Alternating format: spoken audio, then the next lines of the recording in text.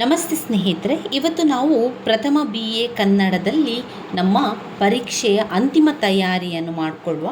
ಈಗಾಗಲೇ ನಾವು ಘಟಕ 1 ಮತ್ತು 2ರಲ್ಲಿರುವಂತಹ ಪ್ರತಿಯೊಂದು ಕವಿತೆಯ ಸಾರಾಂಶವನ್ನು ಸರಳವಾಗಿ ತಿಳ್ಕೊಂಡಿದ್ದೇವೆ. ಸಂಪೂರ್ಣ ವಿವರಣೆ ನಿಮಗೆ ಬೇಕು ಅಂತಾದರೆ ನನ್ನ ಹಳೆಯ ವಿಡಿಯೋಸ್ ಎಲ್ಲ ಇದೆಯಲ್ಲ, ಅದನ್ನು ನೋಡ್ಕೊಳ್ಳಿ. ಈ ಹಳೆಯ ವಿಡಿಯೋಗಳನ್ನೆಲ್ಲ ನಾನು ಪ್ಲೇಲಿಸ್ಟಲ್ಲಿ ಹಾಕಿದ್ದೇನೆ. ಆ ಪ್ಲೇಲಿಸ್ಟಲ್ಲಿ ಇರುವಂತಹ ವಿಡಿಯೋಗಳನ್ನು ನೋಡ್ಕೊಳ್ಳಿ. ಈಗ ಹುತ್ತರಿಯ ಹಾಡಿರ್ಬೋದು, ದುಃಖ ಸೇತು, ಇದರೆಲ್ಲ ಸಂಪೂರ್ಣ ಕಾವ್ಯದ ವಿಶ್ಲೇಷಣೆ, ಅದರ ಸಾರಾಂಶ ಎಲ್ಲವನ್ನು ಕೂಡ ವಿವರಿಸಿದ್ದೇನೆ. ಈಗ ನಾವು ಪರೀಕ್ಷೆಯ ಅಂತಿಮ ತಯಾರಿಯನ್ನು ಮಾಡಿಕೊಳ್ಳುವಾಗ ಅದರ ಸಾರಾಂಶವನ್ನು ಸರಳವಾಗಿ ತಿಳಿತಾ ಹೋಗುವ. ಈಗಾಗಲೇ ಘಟಕ 1, 2ರಲ್ಲಿ ಬಂದಿರುವಂತಹ ಎಲ್ಲ ಕವಿತೆಗಳನ್ನು, ಒಂದು ಘಟಕದಲ್ಲಿ 4 ಕವಿತೆಯನ್ನು ಕಾಣ್ಬೋದು. ಈಗ ನಾವು 8 ಕವಿತೆಯ ಸಾರಾಂಶವನ್ನು ತಿಳ್ಕೊಂಡೆವು. ಇನ್ನು 8 ಕವಿತೆಯ ಸಾರಾಂಶವನ್ನು ಇವತ್ತಿನ ವಿಡಿಯೋದಲ್ಲಿ ನಾವು ತಿಳ್ಕೊಳ್ಳುವ. ಅಂತಿಮ ತಯಾರಿಯಲ್ಲಿ ಎಲ್ಲ ಹೊಸಗನ್ನಡದ ಕವಿತೆಯ ಸಾರಾಂಶ ನಿಮಗೆ ಗೊತ್ತಿರಬೇಕು. ಈ ರೀತಿಯಾಗಿ ಗೊತ್ತಿದ್ದರೆ ನಿಮಗೆ ಪರೀಕ್ಷೆಯಲ್ಲಿ ತುಂಬಾ ಸುಲಭ ಆಗ್ತದೆ. ಎಲ್ಲದಕ್ಕೂ ಕೂಡ ಉತ್ತರವನ್ನು ಬರಲಿಕ್ಕೂ ಕೂಡ ತುಂಬಾ ಸಹಾಯಕ ಆಗ್ತದೆ ಸ್ನೇಹಿತರೆ. ಇದರಲ್ಲಿ ನೀವು ನೋಡಿರ್ಬೋದು, ಹಳೆಯ ಪ್ರಶ್ನೆ ಪತ್ರಿಕೆಯನ್ನು ನಿಮಗೆ ನೋಡಿದರೆ ಗೊತ್ತಾಗ್ತದೆ. ವಿಭಾಗ ಎಯಲ್ಲಿ ನಿಮಗೆ ಹೊಸಗನ್ನಡದ ಕವಿತೆ ಮತ್ತು ಏಕಾಂತ ನಾಟಕ 2ರಿಂದಲೂ ಕೂಡ ಅವರೇನು ಮಾಡ್ತಾರೆ, ಸಂದರ್ಭ ಸಹಿತ ಪ್ರಶ್ನೆಯನ್ನು ಕೇಳ್ತಾರೆ. ಸಂದರ್ಭ ಸಹಿತ ಪ್ರಶ್ನೆ 4 ಅಂಕದ ಪ್ರಶ್ನೆಗಳಿರುವಂಥದ್ದು. ಇದಕ್ಕೆ ನೀವು 1 ಪುಟದಷ್ಟು ಉತ್ತರವನ್ನು ಬರೆಯಿರಿ. ಈ ಸಾಲುಗಳು ಬಂದಾಗ ನಿಮಗೆ ಒಂದು ಅಕ್ಷರ ಅಂದರೆ ಒಂದು ಪದ ಬಿಲ್ವ ಮಠ ಅಂತ ಬಂದ ಕೂಡಲೇ ನಿಮಗೆ ಅದು ಗೊತ್ತಿರಬೇಕು, ಅದು ದಾಸಿಮಯ್ಯ ಮತ್ತು ಬೆಕ್ಕು ಕವಿತೆಯಿಂದ ಬಂದಿರುವಂಥದ್ದು ಅಂತ. ಆ ರೀತಿಯಾಗಿ ನಿಮಗೆ ಗೊತ್ತಾದಾಗ ನಿಮಗೆ ಎಲ್ಲದಕ್ಕೂ ಕೂಡ ಉತ್ತರವನ್ನು ಬರೀಲಿಕ್ಕೆ ಸಾಧ್ಯ ಆಗ್ತದೆ. ಈ ಸಂದರ್ಭ ಸಹಿತ ಬರೀಲಿಕ್ಕೆ ನೀವು ಚಿಂತೆ ಮಾಡಬೇಡಿ. ಮೊದಲು ಕವಿತೆಯ ಹೆಸರು ಮತ್ತು ಕವಿಯ ಹೆಸರನ್ನು ಬರೆದು ನಂತರ ಅದರ ಸಂಪೂರ್ಣ ಸಾರಾಂಶವನ್ನು ನೀವು ಬರಿತಾ ಹೋದರೆ ಆಯಿತು. ಅದಾದ ನಂತರ ಬರುವಂಥದ್ದು ಇಲ್ಲಿ ಅರ್ಥಗಳಾಗಿರುವಂಥದ್ದು. ಅರ್ಥಗಳನ್ನು ಕೂಡ ನಾವು ಈ ಒಂದು ವಿಡಿಯೋದಲ್ಲಿ ತಿಳಿತಾ ಹೋಗುವ. ಅದಾದಮೇಲೆ ಸಂದರ್ಭ ಸ್ವಾರಸ್ಯ, ಸಾಲುಗಳನ್ನು ಕೊಟ್ಟಿರ್ತಾರೆ. ಆ ಸಾಲುಗಳಲ್ಲಿ ನಾವು ನೋಡಿದ ತಕ್ಷಣ ನಮಗೆ ಗೊತ್ತಾಗ್ತದೆ ಇದು ಕವಿತೆಯಿಂದ ಮತ್ತು ನಾಟಕ ಭಾಗದಿಂದ ಕೊಡ್ತಾರೆ. ಜನಿವಾರ ಮಾಡೋ ದಂಧೆ ಎನ್ನುವಂಥದ್ದು ನಾವು ನಾಟಕ ಭಾಗದಲ್ಲಿ ನೋಡಿರ್ತೇವೆ. ಒಳ್ಳೆಯ ಹಂದಿ ಸಾಹಸ ನಾಟಕ ಭಾಗದಿಂದ, ಗಾಳಿ ಇಲ್ಲ ಗೂಳಿ ಇಲ್ಲ ಮೈಯಾಗ, ಇದು ಕೂಡ ನಾಟಕ ಭಾಗದಿಂದ ಕೊಡುವಂತಹ ಒಂದು ಸಂದರ್ಭ ಸ್ವಾರಸ್ಯದ ಪ್ರಶ್ನೆ. ಇದು 2 ಅಂಕಕ್ಕೆ ಇರುವ ಕಾರಣ ನಾವು ಅರ್ಧ ಪುಟದಷ್ಟು ನಮ್ಮ ಉತ್ತರ ಬರೆದ್ರೆ ಸಾಕಾಗ್ತದೆ. ಇಲ್ಲಿ 3 ಪ್ರಶ್ನೆ ಕಾವ್ಯದ ಭಾಗದಿಂದ ಕೊಟ್ಟಿದ್ದಾರೆ ನೋಡಿ, ಮತ್ತೆ 3 ಪ್ರಶ್ನೆ ನಾಟಕದ ಭಾಗದಿಂದ ಕೊಟ್ಟಿದ್ದಾರೆ. ಬೊಮ್ಮಗಿರಿಯಂ ಪುಷ್ಪಗಿರಿ ಕೊಟ್ಟಿರುವಂಥದ್ದು ಹುತ್ತರಿಯ ಹಾಡಿನಿಂದ, ಕಾಣದೇನೋ ದಾರಿ ಹೋಕನೇನು ಅಂಥದ್ದು ಕಣಿವೆಯ ಮುದುಕದಿಂದ ಕೊಟ್ಟಿರುವಂಥದ್ದು. ಆಮೇಲೆ ಕಾಲ ನಿಲ್ಲುವುದಿಲ್ಲ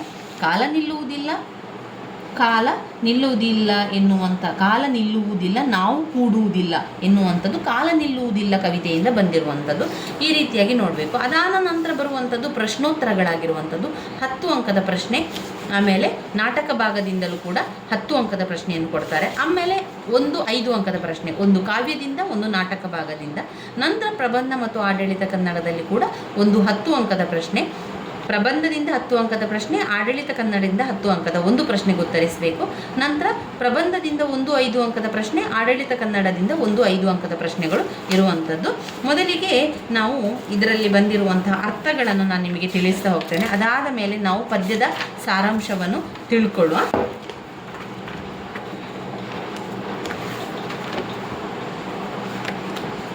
ಇದರಲ್ಲಿ ಬಂದಿರುವಂಥ ಪದ್ಯಗಳನ್ನು ನಾನು ಬರ್ಕೊಂಡಿದ್ದೇನೆ, ನಿಮಗೆ ತೋರಿಸ್ತೇನೆ. ಈಗಾಗಲೇ ನಿಮಗೆ ನಾನು ಹಳೆಯ ವಿಡಿಯೋದಲ್ಲಿ ಅದನ್ನೆಲ್ಲ ಕೂಡ ತೋರಿಸಿದ್ದೇನೆ. ಅದನ್ನು ಸಂಪೂರ್ಣ ಅರ್ಥಗಳನ್ನು ಕೂಡ ತಿಳಿಸಿದ್ದೇನೆ.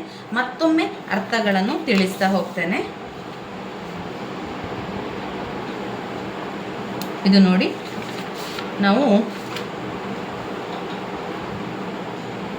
ಇದರಲ್ಲಿ ಎಲ್ಲ ಅರ್ಥಗಳು ಕವರ್ ಆಗ್ತದೆ. ಎಲ್ಲ ಅರ್ಥಗಳು ಅಂದರೆ ಸಂಪೂರ್ಣ ಪಾಠದಲ್ಲಿರುವಂಥದ್ದಲ್ಲ, ಹಳೆಯ ಪ್ರಶ್ನೆ ಪತ್ರಿಕೆಗಳನ್ನು ನೋಡಿಕೊಂಡು ಗುರುತನ್ನು ಹಾಕ್ಕೊಂಡು ಅದರಲ್ಲಿ ಪದೇ ಪದೇ ರಿಪೀಟ್ ಆಗಿರುವಂತಹ ಪ್ರಶ್ನೆಗಳನ್ನು ನಾನಿಲ್ಲಿ ಪದೇ ರಿಪೀಟ್ ಆಗಿರುವಂತಹ ಅರ್ಥಗಳನ್ನಷ್ಟೇ ನಾನಿಲ್ಲಿ ಬರ್ತಿದ್ದೇನೆ. ನಾನು ಹೇಳ್ತಾ ಹೋಗ್ತೇನೆ, ನೀವು ಕೇಳ್ತಾ ಹೋಗಿ. ಸಮಯ ಇದ್ದರೆ ಅದನ್ನೊಮ್ಮೆ ಬರ್ಕೊಳ್ಳಿ ನೀವು. ಪಾಠಿ ಅಂದರೆ ಏನು? ಪಾಠಿ ಅಂದರೆ ಶಾಲೆ.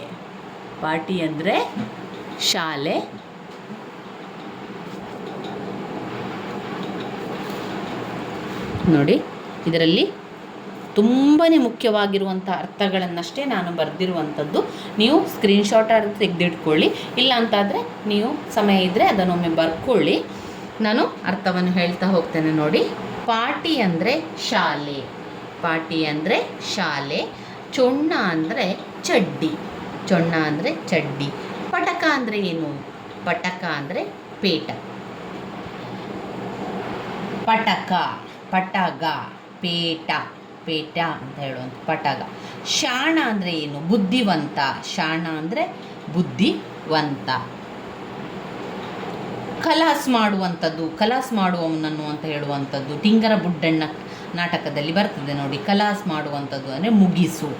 ಬಡಿಗೆ ಅಂದರೆ ಕೋಲು, ಬಡಿಗೆ ಅಂದರೆ ಕೋಲು. ಚಿತೆ ಅಂದರೆ ಏನು? ಚಿತೆಗೆ ಹಾಕುವಂಥದ್ದು, ಚಿತೆ ಅಂದರೆ ಹೆಣ, ಚಿತೆ. ಪಗಡಿ ಅಂದರೆ ದಾಳ, ಪಗಡಿ ಆಟ, ದಾಳದ ಆಟ, ಪಗಡಿ, ದಾಳ. ಬಡಿಗೆ ಅಂದರೆ ಕೋಲು, ಬಡಿಗೆ ಕೋಲು. ಡೌಲು ಅಂದರೆ ಏನು? ಡೌಲು ಎನ್ನುವಂಥದ್ದು ಅಹಂಕಾರದ ಮಾತುಗಳು. ಡೌಲು ಮಾತನಾಡ್ತಾ ಇದ್ದಾನೆ ಅಂದರೆ ಅಹಂಕಾರದ ಮಾತು. ಕೋಲಿ ಅಂದರೆ ಕೊಠಡಿ. ಕೂನಿ ಅಂದರೆ ಕೊಲೆ, ಕೂನಿ ಮಾಡುವಂಥದ್ದು, ಕೊಲೆ ಮಾಡುವಂಥದ್ದು. ಕೋಲಿ ಅಂದರೆ ಕೊಠಡಿ. ಪಗಾರ ಅಂದರೆ ಸಂಬಳ. ಗಿಲೀಟು ಅಂದರೆ ನಯ, ಗಿಲೀಟು ನಯ. ಹಂದರ ಅಂದರೆ ಚಪ್ಪರ, ಹಂದರ ಚಪ್ಪರ. ಹಚ್ಚಡ ಅಂದರೆ ಮೇಲು ಹೊದಿಕೆ, ಹಚ್ಚಡ ಅಂದರೆ ಮೇಲು ಹೊದಿಕೆ. ತಾಲೀಮು ಅಂದರೆ ಅಭ್ಯಾಸ, ತಾಲೀಮು ಅಭ್ಯಾಸ. ಹಾರುವ ಬ್ರಾಹ್ಮಣ, ಹಾರುವ ಅಂದರೆ ಬ್ರಾಹ್ಮಣ. ಢಾಲು ಅಂದರೆ ಗುರಾಣಿ. ಡೌಲು ಅಂದರೆ ಅಹಂಕಾರ, ನೆನಪಲ್ಲಿಟ್ಕೊಳ್ಳಿ. ಡೌಲು ಅಂದರೆ ಅಹಂಕಾರ, ಇಲ್ಲಿ ಢಾಲು ಅಂದರೆ ಗುರಾಣಿ. ಎರಡು ಕೂಡ ಕನ್ಫ್ಯೂಸ್ ಆಗುವಂಥದ್ದು, ಅದ ಕಾರಣ ನೆನಪಲ್ಲಿ ಇಟ್ಕೊಳ್ಬೇಕು ಅಂತ ನಾನು ಹೇಳಿದ್ದು. ಡೌಲು ಅಂದರೆ ಅಹಂಕಾರ, ಢಾಲು ಅಂದರೆ ಗುರಾಣಿ. ಸಟುಗ ಅಂದರೆ ಮೋಸಗಾರ, ಸಟುಗ ಮೋಸಗಾರ. ಕತಿ ಅಂದರೆ ಏನು? ಕತಿ ಅಂದರೆ ಕೋಪ. ಕರ ಅಂದರೆ ಹಸ್ತ, ಕತಿ ಕೋಪ, ಕರ ಹಸ್ತ. ಕರ್ಮ ಅಂದರೆ ಕೆಲಸ, ಕರ್ಮ ಕೆಲಸ.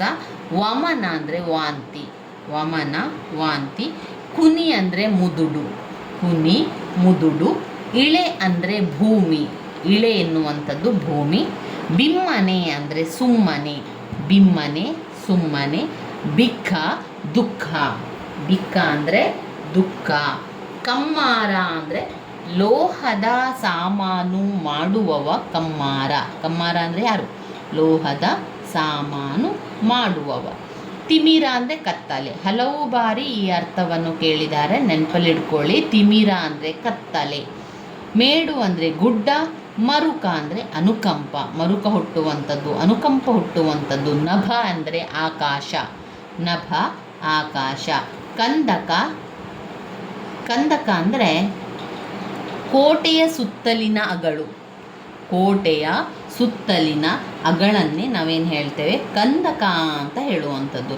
ಕದ ಅಂದರೆ ಬಾಗಿಲು, ಕದ ತಟ್ಟು ಅಂತ ಹೇಳ್ತೇವೆ ನೋಡಿ, ಕದ ತಟ್ಟು. ಬಾಗಿಲು, ಬಾಗಿಲು.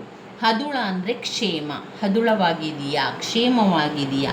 ಗಟಾರ ಅಂದರೆ ಚರಂಡಿ, ಗಟಾರ ಎನ್ನುವಂಥದ್ದು ಚರಂಡಿ. ಗಾವಿಳ ಅಂದರೆ ದಡ್ಡ, ಗಾವಿಳ ದಡ್ಡ. ದವಾನಲ ಅಂದರೆ ಬೆಂಕಿ, ದವಾನಲ ಬೆಂಕಿ. ಕಂದೀಲು ಲಾಟೀನು, ದವಾನಲ ಬೆಂಕಿ, ಕಂದೀಲು ಲಾಟೀನು. ಆದರ ಪ್ರೀತಿ, ಆದರ ಪ್ರೀತಿ. ಇಕ್ಕೆ ಇಂಬು, ಆದರ ಪ್ರೀತಿ. ಹಕ್ಕೆ ಇಂಬು, ಆದರ ಪ್ರೀತಿ, ಹಕ್ಕೆ ಇಂಬು. ಪಿಕ ಅಂದರೆ ಕೋಗಿಲೆ, ಪಿಕ ಕೋಗಿಲೆ.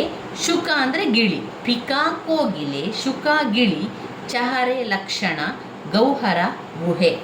ಚಹರೆ ಲಕ್ಷಣ, ಚಹರೆ ಲಕ್ಷಣ. ಗೌಹರ ಗುಹೆ, ಗೌಹರ ಗುಹೆ. ಇವಿಷ್ಟು ಅದರಲ್ಲಿ ಬರುವಂತಹ ಮುಖ್ಯವಾದಂತಹ ಅರ್ಥಗಳಾಗಿದೆ. ಇಲ್ಲಿ ನೀವು ಪಾಯಿಂಟ್ಸ್ ಯಾವ ರೀತಿಯಾಗಿ ಬರೆದು ಓದ್ಕೊಳ್ಬೇಕು ಅಂತ ಕೇಳ್ಕೊಂಡಿದ್ದೀರಿ. ಈ ರೀತಿಯಾಗಿ ಬರೆದು ಪಾಯಿಂಟ್ಸನ್ನು ಓದಿದರೂ ಕೂಡ ಆಗ್ತದೆ. ನಿದ್ರೆಯ ಕುರಿತು ಚಿಂತನೆ ಒಳಗೊಂಡಿರುವ ಆಯಾಮಗಳು, ಈ ರೀತಿ ಪಾಯಿಂಟ್ಸನ್ನು ಬರೀರಿ. ವಿಜ್ಞಾನ ಮನಃಶಾಸ್ತ್ರ, ಸಿನಿಮಾ, ಪ್ರಾಣಿ ಪ್ರಪಂಚ, ಹಠಯೋಗ ಎನ್ನುವಂಥದ್ದು ಆ ರೀತಿಯಾಗಿ ಬರೀರಿ. ರುಚಿ ಪ್ರಬಂಧದ ಆಶಯ ನಾನಿಲ್ಲಿ ಪುಟ ಸಂಖ್ಯೆ 64ರಲ್ಲಿ ನೋಡಿ ಅಂತ ಬರೆದಿರುವಂಥದ್ದು. ಇದು ಆಡಳಿತ ಕನ್ನಡದ ಸಾಮಾನ್ಯ ಸ್ವರೂಪ ಲಕ್ಷಣಗಳ ಪಾಯಿಂಟ್ಸುಗಳು, 8 ಪಾಯಿಂಟ್ಸುಗಳು. ಈ ರೀತಿಯಾಗಿ ಬರೆದು ಒಂದು 4 ಪೇಪರಲ್ಲಿ ಎಲ್ಲ ಮುಖ್ಯವಾದ ಪ್ರಶ್ನೆಗಳನ್ನು ಬರೆದು ಈ ರೀತಿ ಪಾಯಿಂಟ್ಸನ್ನು ಮಾಡಿಕೊಂಡು ಓದ್ಕೊಳ್ಬೋದು. ಆದರೆ ಇನ್ನೂ ನಮಗೆ ಸಮಯಾವಕಾಶ ಇಲ್ಲ.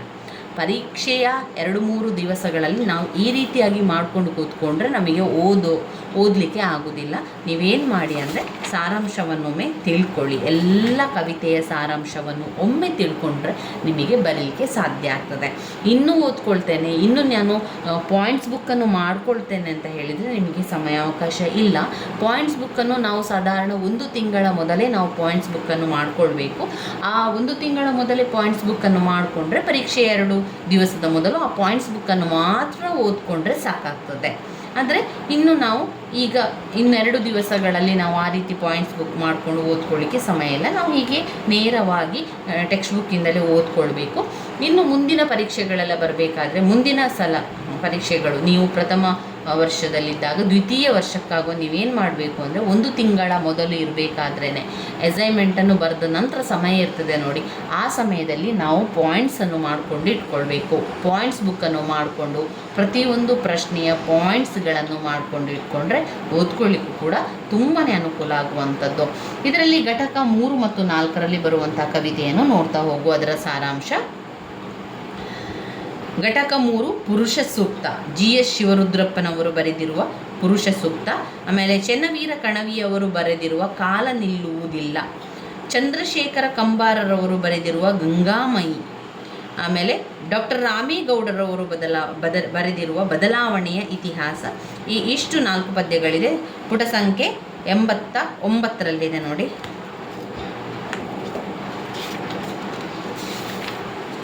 ನೋಡಿ 4 ಕವಿತೆ ಇದೆ ಇದರಲ್ಲಿ. GS ಶಿವರುದ್ರಪ್ಪನವರು, ಆಮೇಲೆ ಚೆನ್ನವೀರ ಕಣವಿ, ಚಂದ್ರಶೇಖರ ಕಂಬಾರ, ಡಾಕ್ಟರ್ ರಾಮೇಗೌಡರವರು ಬರೆದಿರುವಂಥ 4 ಕವಿತೆಗಳನ್ನು ನೋಡ್ತಾ ಹೋಗುವ. ಮೊದಲಿಗೆ ಪುರುಷ ಸೂಕ್ತ. GS ಶಿವರುದ್ರಪ್ಪನವರು ಬರೆದಿರುವ ಪುರುಷ ಸೂಕ್ತವನ್ನು ನೋಡ್ಕೊಳ್ಳುವ. ಆ ಪುರುಷ ಸೂಕ್ತದಲ್ಲಿ ಪುರುಷರ ಬಗ್ಗೆ ತಿಳಿಸುವಂಥದ್ದು, ಪುರುಷರು ಯಾವ ರೀತಿ ಇರಬೇಕು ಅಂತ ತಿಳಿಸುವಂಥದ್ದನ್ನು ನಾವಲ್ಲಿ ಕಾಣ್ಬೋದು. ಅಲ್ಲಿ ಬಂದಿರುವಂಥ ಕಠಿಣ ಪದಗಳ ಅರ್ಥವನ್ನು ನೋಡ್ಕೊಳ್ಳುವ. ಅವರು ಸಾರಾಂಶ ಅಂತ ಕೊಡಲಿಲ್ಲ. ಕಠಿಣ ಪದಗಳ ಅರ್ಥಗಳಲ್ಲಿ ಸೂಕ್ತ ಅಂದರೆ ಒಳ್ಳೆಯ ಮಾತು, ಚಿಕ್ಕೆ ಅಂದರೆ ಚುಕ್ಕೆ, ನಕ್ಷತ್ರ ಎನ್ನುವಂಥದ್ದು, ಭ್ರೂಭಂಗ ಅಂದರೆ ಹುಬ್ಬಿನ ನಾಶ, ಭ್ರೂಭಂಗ ಹುಬ್ಬಿನ ನಾಶ, ಲಾಳಿ ಅಂದರೆ ನೇಕಾರನ ನಾಳಿ ಎನ್ನುವಂಥದ್ದು ನೇಕಾರನ ಲಾಳಿ. ಸಂದರ್ಭ ಸ್ವಾರಸ್ಯದ ಪ್ರಶ್ನೆಗಳಲ್ಲಿ ಕಾಲಡಿಯಲ್ಲಿ ತೊದಲುವ ಕಡಲು, ತಲೆಯಲ್ಲಿ ಹಿಮಶಿಖರಗಳ ಧೀರ ಮೌನ, ಇವನ ಕೈಯಲ್ಲಿ ಒತ್ತುವುದು ಶಿಖರಗಳ, ದುಮ್ಮಿಕ್ಕುವಳು ಗಂಗೆ ನೆಲ ದುದ್ದ ಹರಿದು, ಚಿಕ್ಕೆಯಕ್ಷರ ಘಟಗಳಲ್ಲಿ ಇಟವನ ಮಂತ್ರದ ನಾಣಿ, ಇವನ ಭ್ರೂಭಂಗದಿಂದ, ಭ್ರೂಭಂಗ ಅಂದರೆ ಏನು ಆ ಅರ್ಥದಲ್ಲಿ ನಾವು ನೋಡಿದ್ದೇವೆ. ಭ್ರೂಭಂಗ ಅಂದರೆ ಹುಬ್ಬಿನ ನಾಶ ಆಗುವಂಥದ್ದು. ಇವನ ಭೂಭ್ರಂಗದಿಂದ ರಾಜ್ಯಕ್ರಾಂತಿ ಪತ್ರಿಕೆಯ ಪುಟಗಳಲ್ಲಿ ಅವರ ಕೀರ್ತಿ, ಗಡಿಯಾರ ತಿರುಗುವುದು ಇವನಿಂದ, ನೌಕೆ ಎದೆಯುಬ್ಬಿ ತೇಲುವುದು ಇವನಿಂದ. ಇಲ್ಲಿ ಸಂದರ್ಭ ಸ್ವಾರಸ್ಯದ ಪ್ರಶ್ನೆಗಳಾಗಿರುವಂಥದ್ದು. ನಾವು ಪುರುಷ ಸೂಕ್ತದಲ್ಲಿ ಬಂದಿರುವಂತಹ ಕವಿತೆಯ ವಿಶ್ಲೇಷಣೆಯನ್ನು ನೋಡ್ಕೊಳ್ತಾ ಹೋಗುವ. ಇದರಲ್ಲಿ ನಮಗೆ ಗೊತ್ತಾಗ್ತದೆ ಯಾವ ರೀತಿ ಅವರು ಕೊಟ್ಟಿದ್ದಾರೆ, ಯಾವ ರೀತಿ ವಿಚಾರಗಳನ್ನು ಕೊಟ್ಟಿದ್ದಾರೆ ಅಂತ ನಮಗೆ ಗೊತ್ತಾಗ್ತದೆ. ಪುರುಷ ಸೂಕ್ತ ಅಂದರೆ ಪುರುಷರಿಗೆ ತಕ್ಕದ್ದು, ಪುರುಷರಿಗೆ ಯೋಗ್ಯವಾದದ್ದು ಎಂಬ ಅರ್ಥವನ್ನು ಕೊಡುವಂಥದ್ದು. ಶೀರ್ಷಿಕೆಯಲ್ಲಿ ನೋಡುವುದಾದರೆ ಕವಿ ವಿಡಂಬನಾತ್ಮಕವಾಗಿ ಅದನ್ನು ವಿವರಿಸಿದ್ದಾರೆ. ಅಂದರೆ ಪುರುಷರಿಗೆ ಯೋಗ್ಯವಾದಂತೆ, ತಕ್ಕನಾದಂತೆ ಅಂದಿನ ಜನತೆ ನಡೆಯುತ್ತಿದ್ದಾರೆ ಎಂದು ಸೂಚಿಸುತ್ತಾ ಅಪರೋಕ್ಷವಾಗಿ ನಡೆಯುತ್ತಿಲ್ಲ ಎಂದು ಅವರು ಹೇಳುವಂಥದ್ದು. ಅಂದರೆ ಈಗ ನಡೀತಾ ಇಲ್ಲ ಎನ್ನುವಂಥದ್ದು. ಕವಿತೆ ನವಭಾರತ ಪುರುಷ ಎಂದು ಏಕವಚನದಲ್ಲಿ ಉದ್ದಕ್ಕೂ ಸಂಬೋಧಿಸುತ್ತಾ ಇಲ್ಲಿ ಅವನನ್ನು ವರ್ಣಿಸಲು ಪ್ರಯತ್ನಿಸಿದರು. ವಾಸ್ತವವಾಗಿ ಕವಿತೆ ನವಭಾರತವನ್ನು, ಅದರ ರೇಖೆಗಳನ್ನು, ಅದರ ದಿಕ್ಕು-ದಿಸೆಗಳನ್ನು, ಅದರ ಕ್ರಿಯಾಶೀಲತೆಯನ್ನು, ಅದರ ಯೋಜನೆಗಳ ಮಿತಿ ಮೇರೆಗಳನ್ನು ಕುರಿತು ಪರೋಕ್ಷವಾಗಿ ವರ್ಣಿಸುತ್ತದೆ. ಇಂದಿನ ನವಭಾರತ ಎದ್ದು ನಿಂತಿರುವ ಪರಿ, ಅದರ ರೀತಿ ಹೇಗಿದೆ ಅಂದರೆ, ತನಗೆ ಕಣ್ಣು 1000, ಕೈ 1000, ಕಾಲು 1000, ತಲೆ 1000ವಿದೆ ಏನೋ ಎಂಬಂತೆ ಅದು ಎದ್ದು ನಿಂತಿದೆ ನೆಲದಿಂದ ಆ ಒಂದು ಮುಗಿಲಿನ ತನಕ. ಸ್ವತಂತ್ರಾನಂತರ ಭಾರತದ ಜನತೆ, ಭಾರತೀಯರು ತಮ್ಮ ದೇಶವನ್ನು ಕುರಿತು ಎಂತಹ ಭ್ರಾಂತಿಗೆ ಒಳಗಾಗಿದ್ದರು. ನಮ್ಮ ದೇಶದ ಪ್ರಾಕೃತಿಕ ಸೌಂದರ್ಯ, ಅದರ ಸಂಪತ್ತನ್ನು ಕುರಿತು ಅವರ ತಿಳುವಳಿಕೆ, ಯೋಜನೆಗಳು, ಚಿಂತನೆಗಳು ಹೇಗಿದ್ದವು ಎಂಬುದನ್ನು ನಾವು ಈ ಸಾಲುಗಳಲ್ಲಿ ನೋಡ್ತಾ ಹೋಗ್ಬೋದು.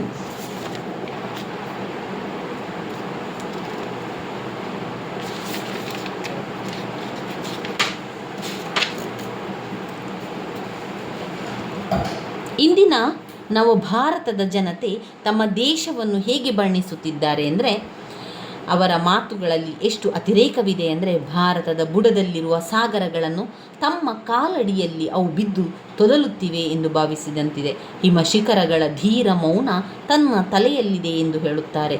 ಭಾರತದ ದೇಹದಲ್ಲಿ ವಿಭಿನ್ನ ಜನಪದ ಸಂಸ್ಕೃತಿ ಮೈದಾಳಿದೆ. ಆದರೆ ನರನಾಡಿಯಲ್ಲಿ ಹರಿವ ನೆತ್ತರು ಒಂದೇ, ಮಿಡಿವ ಹೃದಯ ಒಂದೇ ಎಂದು ಅವರು ಹೇಳುತ್ತಾರೆ. ಇವರು ಕೈ ಅಲ್ಲಿ ಒತ್ತಿದರೆ ಗಂಗೆ ನೆಲದುದ್ದ ಹರಿದು ಬರುವಳು. ಜನತೆಯ ಉಸಿರು ಪರಿಮಳ ತಾಗಿದರೆ ಮಣ್ಣು ಮೊಳೆದು ಫಲ ನೀಡಿ ಹಸುವಿನ ಕೆಚ್ಚಲುಗಳಲ್ಲಿ ಹಾಲು ತುಂಬುವುದು ಎಂದು ಅವರು ಭಾವಿಸಿದಂತಿದೆ. ವಾಸ್ತವದಲ್ಲಿ ಒಂದು ರಾಷ್ಟ್ರದ ಬದುಕು ಭವಿಷ್ಯ ಹೇಗೆ ಇರುವುದು ಸಾಧ್ಯವೇ? ಇಂತಹ ಅತಿರೇಕದ ದಿಸೆಯಲ್ಲಿ ನಾವು ಇಲ್ಲಿ ಪುರುಷ ಸೂಕ್ತದಲ್ಲಿ ಕಾಣ್ತಾ ಹೋಗ್ಬೋದು. ನವಭಾರತ ಹೇಗೆ ಕಂಗೊಳಿಸುತ್ತಿದೆ ಭಾರತೀಯರಿಗೆ ಅಂದರೆ, ಅದು ನಗು ಜಲಪಾತಗಳಲ್ಲಿ ಧುಮುಕಿ ಬರುವಂಥದ್ದು, ಧುಮ್ಮಿಕ್ಕುವುದು, ಅದರ ತುಟಿಯ ಮಂದಹಾಸವೇ ನಾವು ಕಾಣುತ್ತಿರುವ ಮಿಂಚು ದೀಪ. 100 ರೇಡಿಯೋಗಳಲ್ಲಿ ನವಭಾರತದ ರಾಗದ ಮೋಡಿ ಕಾಣುತ್ತದೆ. 100 ಹೆಜ್ಜೆಗಳಲ್ಲಿ ಅವರ ಗೆಜ್ಜೆ ಕಟ್ಟದೆ ಎಂಬಂತೆ ಕಂಡುಬರುತ್ತಿದೆ. ನವಭಾರತದ ಪೌರುಷವನ್ನು ಅದರ ಯಂತ್ರದ ಅಟ್ಟಹಾಸದಲ್ಲಿ ಜನತೆ ಕಾಣುತ್ತಿದ್ದಾರೆ. ಏಳುತ್ತಿರುವ ಕಟ್ಟಡಗಳಲ್ಲಿ ನವಭಾರತದ ಹೆಸರನ್ನೇ, ಸಂಶೋಧನಾಲಯದಲ್ಲಿ ನಡೆಯುತ್ತಿರುವ ಸಾಧನೆಗಳಲ್ಲಿ ಅದರ ಸ್ಫೂರ್ತಿಯನ್ನು ಜನತೆ ಕಾಣುತ್ತಿದ್ದಾರೆ. ನವಭಾರತದ ಜನತೆ ನಮ್ಮ ದೇಶ ಬಹುದೊಡ್ಡ ಸಾಧನೆ ಮಾಡಿದೆ ಎಂದು ತಿಳಿದಿದ್ದಾರೆ. ವಾಸ್ತವವಾಗಿ ಅಂದಿನ ಕಾಲಮಾನದಲ್ಲಿ ಪ್ರಪಂಚದ ಬೇರೆ ದೇಶಗಳಿಗೆ ಹೋಲಿಸಿದರೆ ಭಾರತದ ಸಾಧನೆ ಏನೇನೂ ಇರಲಿಲ್ಲ. ಗಡಿಯಾರ ತಿರುಗುವುದು ನಮ್ಮ ದೇಶದಿಂದ, ನೌಕೆ ಎದೆಯುಬ್ಬಿ ತೇಲುವುದು ನಮ್ಮ ದೇಶದಿಂದ, ಗಡಿ ಕಾಯುವ ಕಣ್ಣಿಗೆಚ್ಚರಿಕೆ ತಮ್ಮ ದೇಶದಿಂದ, ವಿಮಾನದ ರೆಕ್ಕೆ ಹಾರುವುದು ನಮ್ಮ ದೇಶದಿಂದ ಎಂದು ಅವರು ತಿಳಿದಂತಿದೆ. ನವಭಾರತದ ಒಬ್ಬೊಬ್ಬ ನೆಲೆಯಲ್ಲಿಯೂ ಹೀಗೆ ನವಭಾರತದ ಸ್ವರೂಪ ಮೇಲೆ ವಿವರಿಸಿದಂತೆ ಅತಿರೇಕದ ಮಟ್ಟವನ್ನು ಮುಟ್ಟಿದೆ. ಇದು ವಾಸ್ತವಿಕ ಪ್ರಜ್ಞೆಯಲ್ಲ, ಇದು ಸಲ್ಲದು ಅತ್ಯುತ್ಸಾಹ ವಿನಾಶಕ್ಕೆ ದಾರಿ ಮಾಡಿಕೊಡುತ್ತದೆ ಎಂದು ಪರೋಕ್ಷವಾಗಿ ಇಲ್ಲಿ ಕವಿ ಜನರಿಗೆ ಎಚ್ಚರಿಕೆಯನ್ನು ನೀಡುತ್ತಿದ್ದಾರೆ. ಒಟ್ಟಿನಲ್ಲಿ ಪುರುಷ ಸೂಕ್ತವು ಪುರುಷರಿಗೆ ತಕ್ಕದ್ದು, ಪುರುಷರಿಗೆ ಯೋಗ್ಯವಾದುದು ಎಂದು ಅರ್ಥವನ್ನು ಕೊಡುವಂತಿದೆ. ಇನ್ನು ಬರುವಂತಹ ಒಂದು ಕವಿತೆ ಕಾಲ ನಿಲ್ಲುವುದಿಲ್ಲ. ಚೆನ್ನವೀರ ಕಣಿವೆಯವರು ಬರೆದಿರುವ ಕಾಲ ನಿಲ್ಲುವುದಿಲ್ಲ ಕವಿತೆಯಲ್ಲಿ ಕಾಲ ಯಾವತ್ತೂ ನಿಲ್ಲುವುದಿಲ್ಲ, ಅದನ್ನು ತಡೆ ಹಿಡಿಲಿಕ್ಕೆ ಕೂಡ ಸಾಧ್ಯ ಇಲ್ಲ. ಆದರೆ ಮನುಷ್ಯ ಅಂದ್ಕೊಂಡಿದ್ದಾನೆ ಕಾಲವನ್ನು ಹಿಡ್ಕೊಳ್ಬೋದು, ಅದನ್ನು ತಡೆ ಹಿಡಿಬೋದು ಎನ್ನುವಂಥ ಯೋಚನೆಯಲ್ಲಿ ಇದ್ದಾರೆ. ಇಲ್ಲಿ ಕಾಲ ನಿಲ್ಲುವುದಿಲ್ಲ ಕವಿತೆಯಲ್ಲಿ ಮನುಷ್ಯ, ಪ್ರಕೃತಿ, ಕಾಲ ಈ ಮೂರರ ನಡುವೆ ಇರುವ ನಿಕಟ ಸಂಬಂಧವನ್ನು ಶೋಧನೆಗೆ ಹಚ್ಚುವುದು ಈ ಕವಿತೆಯ ಮೂಲ ಆಶಯವಾಗಿದೆ. ಮನುಷ್ಯ, ಪ್ರಕೃತಿ, ಕಾಲ ಈ ಮೂವರ ನಡುವೆ ಇರುವ ನಿಕಟ ಸಂಬಂಧವನ್ನು ತಿಳಿಸುವಂಥದ್ದು. ಕಾಲವನ್ನು ಹಿಡಿಯುತ್ತೇನೆ, ಕಾಲವನ್ನು ಗೆಲ್ಲುತ್ತೇನೆ ಎಂದು ಪ್ರಯತ್ನಿಸುವ ಮನುಷ್ಯನ ಗ್ರಹಿಕೆ ಸಂಪೂರ್ಣವಾಗಿ ಹುಸಿಯಾದದ್ದು ಎಂಬ ಸತ್ಯವನ್ನು ಗುರುತಿಸುವುದು ಕವಿ ಅಂತಿಮವಾಗಿ ಹೇಳುವಂತಹ ವಿಷಯವಾಗಿರುವಂಥದ್ದು. ಕಾಲ ನಿಲ್ಲುವುದಿಲ್ಲ. ಇದರಲ್ಲಿ ಸಾಲುಗಳು ಕೆಲವೊಂದು ಸಂದರ್ಭ ಸ್ವಾರಸ್ಯಕ್ಕೆ ಕೇಳ್ತಾರೆ. ಕುದುರೆ ಏರಿ ಲಗಾಮು ಬಿಗಿ ಹಿಡಿದು ಸವಾರಿ ಮಾಡುವಷ್ಟು ಸುಲಭ ಅಲ್ಲ. ಅಂದರೆ ಇಲ್ಲಿ ಲೇಖಕರು ಕಾಲವನ್ನು ತಿಳಿಸುವಂಥದ್ದು. ಕಾಲವನ್ನು ಅವ್ರು ಏನು ಹೇಳ್ತಾ ಇದ್ದಾರೆ ಅಂತ ಹೇಳಿದರೆ, ಕಾಲವನ್ನು ಹಿಡಿದಿಡಲೆಂದೇ ಮನುಷ್ಯ ಏನು ಮಾಡ್ತಾನೆ, ಗಡಿಯಾರವನ್ನು ಕಂಡು ಹಿಡಿತಾನೆ. ಗಂಟೆಗಳ ವ್ಯವಸ್ಥೆ ಮಾಡಿಕೊಂಡು ದಿನ, ತಿಂಗಳು, ವರುಷ, ಶತಮಾನಗಳನ್ನು ಕಂಡುಹಿಡಿದುಕೊಂಡು ಸಾಗುತ್ತಿದ್ದಾರೆ. ಆದರೆ ಈ ಎಲ್ಲ ವ್ಯವಸ್ಥೆಯ ಒಳಗೆ ಕಾಲದ ಅಗಾಧ ಶಕ್ತಿ, ಸಾಮರ್ಥ್ಯ ಎಂದೂ ಬಂದಿಯಾಗುವುದಿಲ್ಲ. ಅದು ತನ್ನದೇ ಗತಿಯಲ್ಲಿ ಸಾಗುತ್ತದೆ. ಮನುಷ್ಯ ಇತಿಹಾಸವಾಗಲಿ ಪ್ರಕೃತಿ ಇತಿಹಾಸವಾಗಲಿ ಮನುಷ್ಯನ ಮಿತಿ ಮೇರೆಗೆ ನಿಲುಕುವಂಥದ್ದಲ್ಲ. ಆದ್ದರಿಂದಲೇ ಭವಿಷ್ಯವನ್ನು ಕುರಿತು ಏನೇನೋ ಲೆಕ್ಕಾಚಾರ ಮಾಡಲು ಹೋಗಿ ಮನುಷ್ಯ ಮುಗ್ಗರಿಸಿದ್ದಾನೆ. ಹೊತ್ತು ಬಂದಾಗ ಕತ್ತೆಯ ಕಾಲು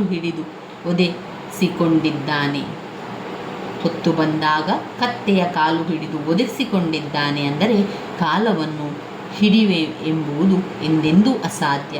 ಮನುಷ್ಯನನ್ನೇ ಅರ್ಥ ಮಾಡಿಕೊಳ್ಳುವುದು ಮನುಷ್ಯನಿಗೆ ಸಾಧ್ಯವಾಗಿಲ್ಲ.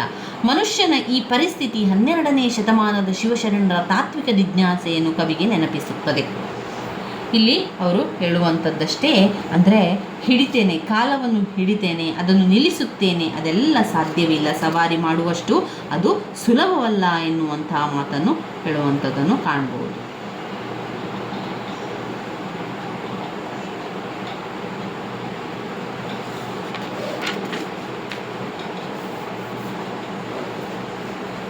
ಮನುಷ್ಯನ ಬದುಕು ಕಾಲಕ್ಕೆ ಬದ್ಧವಾದದ್ದು. ಸೂರ್ಯ ಚಂದ್ರ ತಿರುಗುವುದಕ್ಕೆ ಸಮವಾಗಿ ನಾವು ತಿರುಗುತ್ತಿದ್ದೇವೆ. ಹೀಗೆ ಕಾಲಕ್ಕೆ ಬದ್ಧವಾಗಿ ತಿರುಗುವುದೊಂದೇ ಸೂರ್ಯರ ಚಂದ್ರರ ಪಾಲಿಗೂ ಬಂದ ಅದೃಷ್ಟವಾಗಿದೆ. ಹೊರೆ ಅಂದರೆ ಅದೃಷ್ಟ. ಆದರೂ ಮನುಷ್ಯ ತನ್ನ ಬದುಕನ್ನು ಮೀರಿ ಮತ್ತೊಂದೆಡೆ ದೃಷ್ಟಿ ಹಾಯಿಸಿ ಬದುಕನ್ನು ಅರ್ಥ ಮಾಡಿಕೊಳ್ಳಬಲ್ಲ ಮನುಷ್ಯನ ಬದುಕು ಹಸಿರು ಸಂಸಾರದೊಳಗೆ ಹೊಕ್ಕು ಬೆಳೆಯುವಂತಹದು. 6 ಋತುಗಳು ಬಂದು ಜೀವ ಸಂಕಲವನ್ನು ಹಾರೈಕೆ ಮಾಡಿ ಬೆಳೆಸುತ್ತದೆ. ಆದರೂ ಮನುಷ್ಯ ರೆಕ್ಕೆ ಬಲಿತಾದ ನಂತರ ದೂರ ಹಾರಲು ಪ್ರಯತ್ನಿಸ್ತಾನೆ. ನಿಸರ್ಗದಲ್ಲಿರುವ ಪರ್ವತ ಶಿಖರ, ನೂರುಗೋಲ, ಗಾಳಿ, ನೀರು ಯಾವುದಕ್ಕೂ ಭಾರವಾಗದೆ, ತಮ್ಮ ಸಹಜಗತಿ ಬಿಡದೆ, ತಮ್ಮ ಎಲ್ಲೆ ದಾಟದೇ ಇರುತ್ತದೆ. ಆದರೆ ಮನುಷ್ಯ ಮಾತ್ರ ಇದಕ್ಕೆ ಹೊರತು. ಮನುಷ್ಯ ಮಾಡುವುದೆಲ್ಲ ಅಥವಾ ಸಾಧಿಸುವುದೆಲ್ಲ ಈ ಅಸಹಜತೆಯನ್ನು ಅಂತ ಕಾಣ್ಬೋದು. ನೈವೇದ್ಯಕ್ಕೆ ಪಾಕವೇ ಸಿದ್ಧವಾಗಿಲ್ಲ, ಆಗಲೇ ಪ್ರಸಾದ ಹಂಚಿದ್ದೇವೆ. ಎದುರಿಗಿದ್ದದ್ದೆಲ್ಲ ಅದಲು ಬದಲು, ಕಂಚಿ ಬದಲು ಹುಡುಕುತ್ತಿದ್ದೇವೆ ಕಣ್ಮುಚ್ಚಿ. ಇವರ ಬಿಟ್ಟವರಾರು?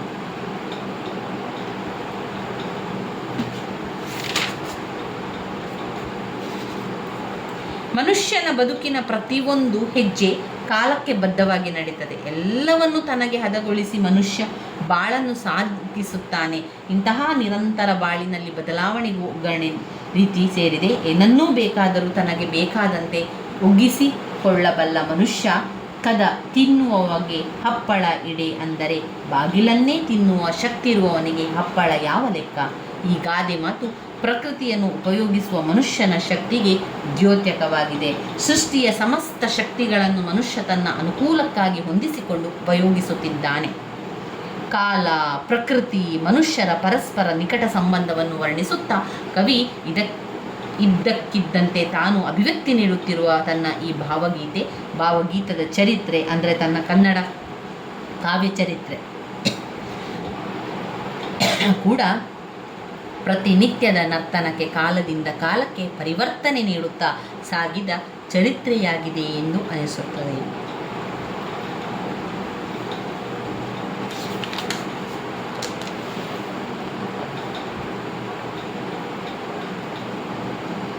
ಕಾಲ ನಿಲ್ಲುವುದಿಲ್ಲ ಎಂದು ಕವಿ ಇಲ್ಲಿ ಮತ್ತೆ ಮತ್ತೆ ಹೇಳುತ್ತಿದ್ದರೆ ಕಾಲ ನಿಲ್ಲಬೇಕು ಎಂದು ಕವಿ ಹೇಳುತ್ತಿದ್ದಾರೆ ಎಂದು ಅರ್ಥವಲ್ಲ.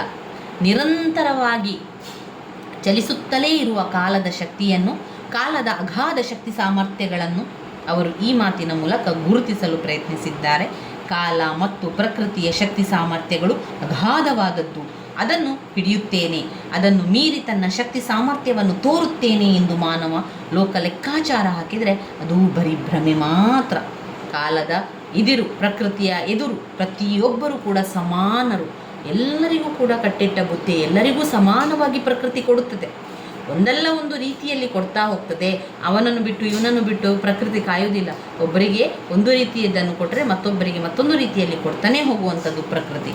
ಜೀವನವೆಂಬ ಹೋರಾಟದಲ್ಲಿ ಯಾರೂ ಭಾಗಿಯಾಗಬಹುದು.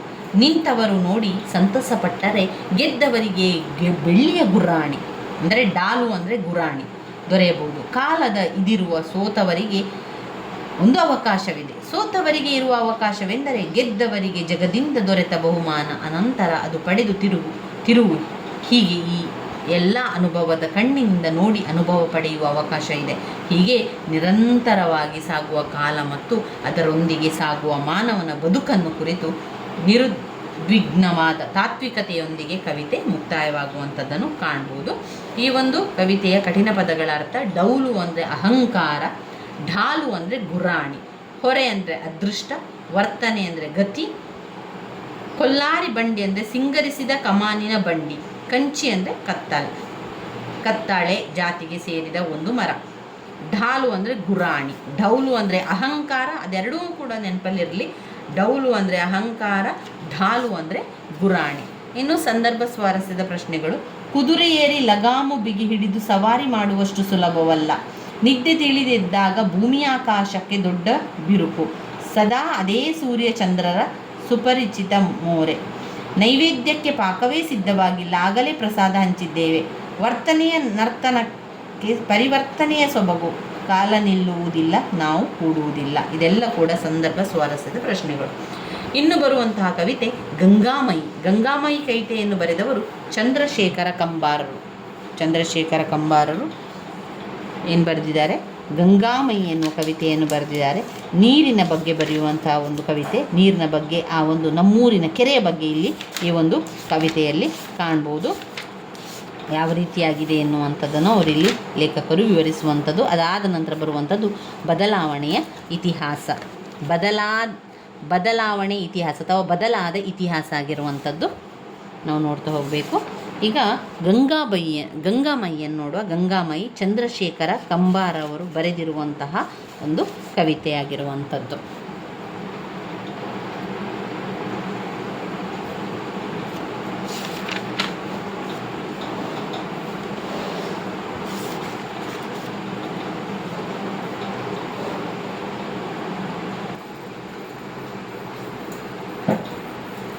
ಗಂಗಾಮಯಿ ಈ ಒಂದು ಕವಿತೆಯ ಆಶಯವನ್ನು ನೋಡ್ತಾ ಹೋಗುವ. ಗಂಗಾಮಯಿ ಕವಿತೆಯಲ್ಲಿ ಕವಿ ಕಂಬಾರರು ತಮ್ಮೂರ ಕೆರೆಯ ಕಟು ವಾಸ್ತವತೆಯ ಚಿತ್ರಣವನ್ನು ನಮಗೆ ತಿಳಿಸಲು ಪ್ರಯತ್ನಿಸಿದ್ದಾರೆ. ತಮ್ಮೂರ ಕೆರೆಯೊಂದಿಗೆ ನಿಕಟವಾಗಿ ಪಶು, ಪ್ರಾಣಿ, ಕ್ರಿಮಿಕೀಟಗಳು, ಸಸ್ಯ ಸಂಕುಲಗಳು, ಮನುಷ್ಯ ಜಗತ್ತಿನ ಬದುಕನ್ನು ಅವು ಪರಸ್ಪರ ಒಂದನ್ನೊಂದು ಹಣೆದುಕೊಂಡು ಬದುಕಬಹುದಾದ ಬಗೆಯನ್ನು, ಅದರ ಸಂಕೀರ್ಣತೆಯನ್ನು ಶೋಧಿಸಿ ನೋಡುವ ಆಶಯ ಕವಿತೆ ಒಳಗೊಂಡಿರುವಂಥದ್ದನ್ನು ಕಾಣ್ಬೋದು. ಅಂದರೆ ಈ ಗಂಗಾಮಯಿ ಎನ್ನುವಂಥ ಕವಿತೆಯಲ್ಲಿ ಲೇಖಕರು ನಮಗೆ ಏನನ್ನು ತಿಳಿಸಲಿಕ್ಕೆ ಬಯಸ್ತಾ ಇದ್ದಾರೆ ಅಂತ ಹೇಳಿದರೆ, ಕಂಬಾರರ ಅವರ ಊರಿನ ಒಂದು ಕೆರೆಯ ಒಂದು ಸತ್ಯವನ್ನು ಹೇಳ್ತಾ ಇದ್ದಾರೆ. ಆ ಕೆರೆಯನ್ನು ಆಶಿಸ್ತಾ ಅನೇಕ ಪ್ರಾಣಿ, ಪಕ್ಷಿ, ಕ್ರಿಮಿ, ಕೀಟ, ಮನುಷ್ಯ ಸಂಕುಲ, ಸಸ್ಯ ಸಂಕುಲ ಎಲ್ಲವೂ ಕೂಡ ಆ ಕೆರೆಯನ್ನೇ ನಂಬಿಕೊಂಡು ಅದರ ನೀರನ್ನು ಉಪಯೋಗಿಸುತ್ತಿದ್ದಾರೆ. ಮನುಷ್ಯ ಜಗತ್ತಿನ ಬದುಕನ್ನು ಅವು ಪರಸ್ಪರ ಒಂದನ್ನೊಂದು ಹಣಿದುಕೊಂಡು ಬದುಕುವಂಥದ್ದು. ಈ ಎಲ್ಲ ಪ್ರಾಣಿ, ಪಕ್ಷಿ, ಕ್ರಿಮಿಕೀಟಗಳಿರ್ಬೋದು, ಇದೆಲ್ಲ ಮನುಷ್ಯನ ಜಗತ್ತಿನಲ್ಲಿ ಒಂದಕ್ಕೊಂದು ಹಣಿದುಕೊಂಡು ಬದುಕುವಂಥದ್ದನ್ನು ಹೇಳ್ತಾ ಇದ್ದಾರೆ. ಇಲ್ಲಿ ಲೇಖಕರು ಹೇಳುವಂಥದ್ದು, ತಮ್ಮೂರ ಕೆರೆಯೊಂದಕ್ಕೆ ಸುತ್ತ ಹೆಣೆದುಕೊಂಡಿರಬಹುದಾದಂತಹ ಈ ಎಲ್ಲ ಜೀವ ಸಂಕುಲವನ್ನು ಲೇಖಕರು ನಮಗೆ ವರ್ಣಿಸುತ್ತಾ ಹೋಗ್ತಾರೆ. ಇಡೀ ಕೆರೆಯ ಚಿತ್ರಣವನ್ನು ಒಂದು ರೂಪಕವೆಂಬಂತೆ ಬಳಸಿಕೊಂಡು ನಮ್ಮ ಭಾರತದ ಸನಾತನ ಬದುಕಿಗೂ ಪರಂಪರೆಗೂ ಸಂಬಂಧ ಕಲ್ಪಿಸಿ ನಮ್ಮ ಸಂಸ್ಕೃತಿಯನ್ನು, ಅದರ ಮಿತಿ ಮೇರೆಗಳನ್ನು ಶೋಧಿಸಿ ನೋಡುವ ಆಯಾಮವನ್ನು ಕವಿತೆ ಒಳಗೊಂಡಿರುವಂಥದ್ದನ್ನು ಕಾಣ್ಬೋದು. ಈ ಗಂಗಾಮಯಿ ಕವಿತೆಯು ಉತ್ತರ ಕನ್ನಡದ ಜನಪದ ಭಾಷೆ ಮತ್ತು ದಾಟಿಯಲ್ಲಿರುವಂಥದ್ದನ್ನು ಅವರು ತಿಳಿಸ್ತಾ ಇದ್ದಾರೆ. ಕವಿತೆ ಯಾವ ವಿಭಾಗಗಳು ಇಲ್ಲದ ದೀರ್ಘ ಕವಿತೆಯಾದರೂ ವಿಷಯಗಳು ಪದ್ಯಖಂಡದಿಂದ ಖಂಡಕ್ಕೆ ಬದಲಾಗುತ್ತಾ ಹೋಗ್ತದೆ. ಮೊದಲ ಭಾಗದಲ್ಲಿ ಕೆರೆಯ ಸ್ವರೂಪವನ್ನು ಸ್ಥೂಲವಾಗಿ ವಿವರಿಸಿದ್ದಾರೆ. ಎರಡನೆಯ ಭಾಗದಲ್ಲಿ ಕೆರೆಯೊಂದಿಗೆ ಅಂಟಿ ಬಂದಿರಬಹುದಾದ ಜೀವ ಜಗತ್ತನ್ನು, ಮನುಷ್ಯ ಜಗತ್ತನ್ನು ಒಳಗೊಂಡಂತೆ ಪಡೆದಿರಬಹುದಾದ ಸಂಕೀರ್ಣತೆಯನ್ನು ಹುಡುಕುತ್ತಿರುವಂತೆ ವರ್ಣನೆ ಕಂಡು ಬಂದಿದೆ.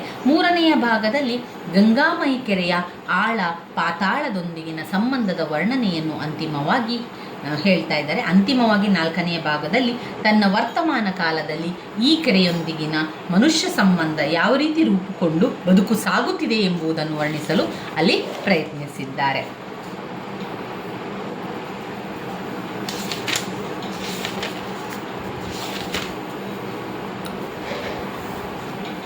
ಇಲ್ಲಿ ಬಂದಿರುವಂತಹ ಕಠಿಣ ಪದಗಳ ಅರ್ಥಗಳನ್ನು ನೋಡ್ಕೊಳ್ಳಿ.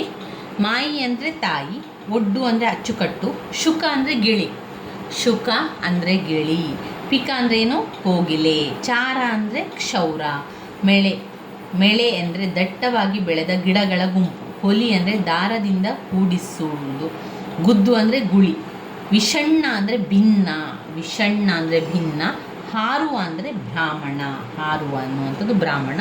ಇದರಲ್ಲಿ ಬಂದಿರುವಂತಹ ಸಂದರ್ಭ ಸ್ವಾರಸ್ಯ ಪ್ರಶ್ನೆಗಳನ್ನು ನೋಡ್ಕೊಳ್ಳಿ.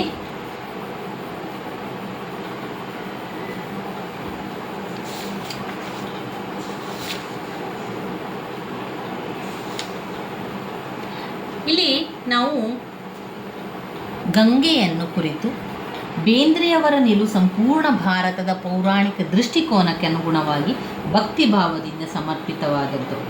ಕಂಬಾರರದ್ದು ಅದಕ್ಕೆ ವಿರುದ್ಧವಾಗಿ ಗಂಗಾಮಯಿಯ ನಿಜಸ್ಥಿತಿ ಏನು, ವಾಸ್ತವತೆ ಏನು ಎಂಬುದನ್ನು ಕಣ್ಣಿಗೆ ರಾಚುವಂತೆ ಚಿತ್ರಿಸಿದ್ದಾರೆ. ಹೀಗೆ ನವೋದಯದವರ ಆಧ್ಯಾತ್ಮಿಕತೆಯ ಆರಾಧನೆಗೆ ಭಕ್ತಿಭಾವಕ್ಕೆ ವಿರುದ್ಧವಾಗಿ ನವ್ಯ ಕವಿತೆಗಳು ಮನುಷ್ಯನ ಬದುಕಿನ ನಿಜಸ್ಥಿತಿ ಏನು, ವಾಸ್ತವವಾಗಿ ಮನುಷ್ಯನ ಬದುಕಿನಲ್ಲಿ ಸತತವಾಗಿ ಮೂಲಭೂತ ಪ್ರವೃತ್ತಿಗಳ ಸಂಘರ್ಷಣೆ ಹೇಗೆ ನಡೆಯುತ್ತಿರುತ್ತದೆ ಎಂಬುದನ್ನು ಕವಿತೆ ನಮಗೆ ತಿಳಿಸಿಕೊಡುವಂಥದ್ದು. ಒಂದು ಕೆರೆಯನ್ನು ಅದನ್ನು ಅವಲಂಬಿಸಿರುವ ಜನರು ಸತತವಾಗಿ ಬಳಸುವುದರಿಂದ ಅದು ಸತತವಾಗಿ ಮಲಿನವಾಗ್ತಾನೇ ಹೋಗ್ತದೆ. ಹಳ್ಳಿಯ ಜನರು ಬಳಸಿದ ನೀರು ಬಚ್ಚಲಿನ ಇಳಿಜಾರಿನ ಮೂಲಕ ಕೆರೆಗೆ ಸೇರುವುದರಿಂದ ಮತ್ತು ಹಳ್ಳಿಯ ಬ್ರಾಹ್ಮಣ ಹಳೇ ದೇವರನ್ನು ತೊಳೆಯುವ ಮೂಲಕ, ಮುನಿ ತನ್ನ ದೇಹವನ್ನು ತೊಳೆಯುವ ಮೂಲಕ ಎಲ್ಲರೂ ಮಾಡುವುದು ಒಂದೇ ಕರ್ಮವನ್ನು, ಅದು ಕೆರೆಯ ನೀರನ್ನು ಮಲಿನಗೊಳಿಸುವುದು. ಇಂತಹ ಮಲಿನವಾದ ತೊಳೆದು ತೊಳೆದು ಮಡುಗೊಂಡವಳು ಈ ಗಂಗಾಮಯಿ. ಆಕೆ ದೂರದಿಂದ ಹರಿದು ಬರುವಾಗ ಒಳತಿನೊಂದಿಗೆ ಕೆಡುಕನ್ನೂ ಸದಾ ಹೊತ್ತು ತರುತ್ತಾಳೆ. ಜನತೆಯಲ್ಲಿ ತನ್ನ ಬಗ್ಗೆ ಭಯ ಮಾಯೆಯನ್ನು ಬಿತ್ತುತ್ತಿರುತ್ತಾಳೆ. ಬಂಜೆಯವರಿಗೆ ಮಕ್ಕಳನ್ನು ನೀಡುವಂತೆ ಮಕ್ಕಳನ್ನು ಬಲಿ ತೆಗೆದುಕೊಂಡಿದ್ದಾಳೆ ಕೂಡ. ತಮ್ಮ ಹಿಂದೂಗಳಿಗೆ ಅವಳು ತಾಯಿಯಾಗಿ ಕಂಡರೆ ಪಾದ್ರಿಯೋರ್ವನಿಗೆ ಅವಳು ತಾಯಿಯಾಗಿ ಕಾಣುವುದಿಲ್ಲ. ಈ ನೀರಿನ ಮೇಲೆ ಎಷ್ಟು ನಡೆಯುವುದು ಎಂದು ಅವಳು ಹೇಳಿದರೆ ಅವಳು ಹೊಲತಿಯಂತೆ ಹೌದು ಎಂದು ಉತ್ತರಿಸುತ್ತಾಳೆ. ಅವಳು ಅಲ್ಲಿ ತಾಯಿಯೂ ಅಲ್ಲ. ಈ ಕೆರೆಯ ಆಳ ಅಥವಾ ಪಾತಾಳ ಏನಾಗಿದ್ದೀತು, ಅದನ್ನು ಜನ ಹೇಗೆ ಅರಗಿಸಿಕೊಂಡಿದ್ದಾರೋ ಎಂಬುದನ್ನು ಕವಿಯಲ್ಲಿ ವಿವರಿಸ್ತಾ ಇದ್ದಾರೆ. ಕೆರೆಯೊಂದನ್ನು ತಾಯಿಯಂತೆ ಪೂಜಿಸುವ ನಮ್ಮ ಸಂಸ್ಕೃತಿಯಲ್ಲಿ ಕೆರೆಯ ತಳದಲ್ಲಿ ಬರೀ ಕಲ್ಲು ಮಣ್ಣಿದೆ ಎಂದು ತಿಳಿಯುವುದು ನಿಷಿದ್ಧ. ಅದರ ತಳದಲ್ಲಿ ಮತ್ತು ರತ್ನದ ಹೇರಳ ರಾಶಿ ಇದೆ ಎಂದು ತಿಳಿದರೆ ನಮಗೆ ಸಮಾಧಾನ.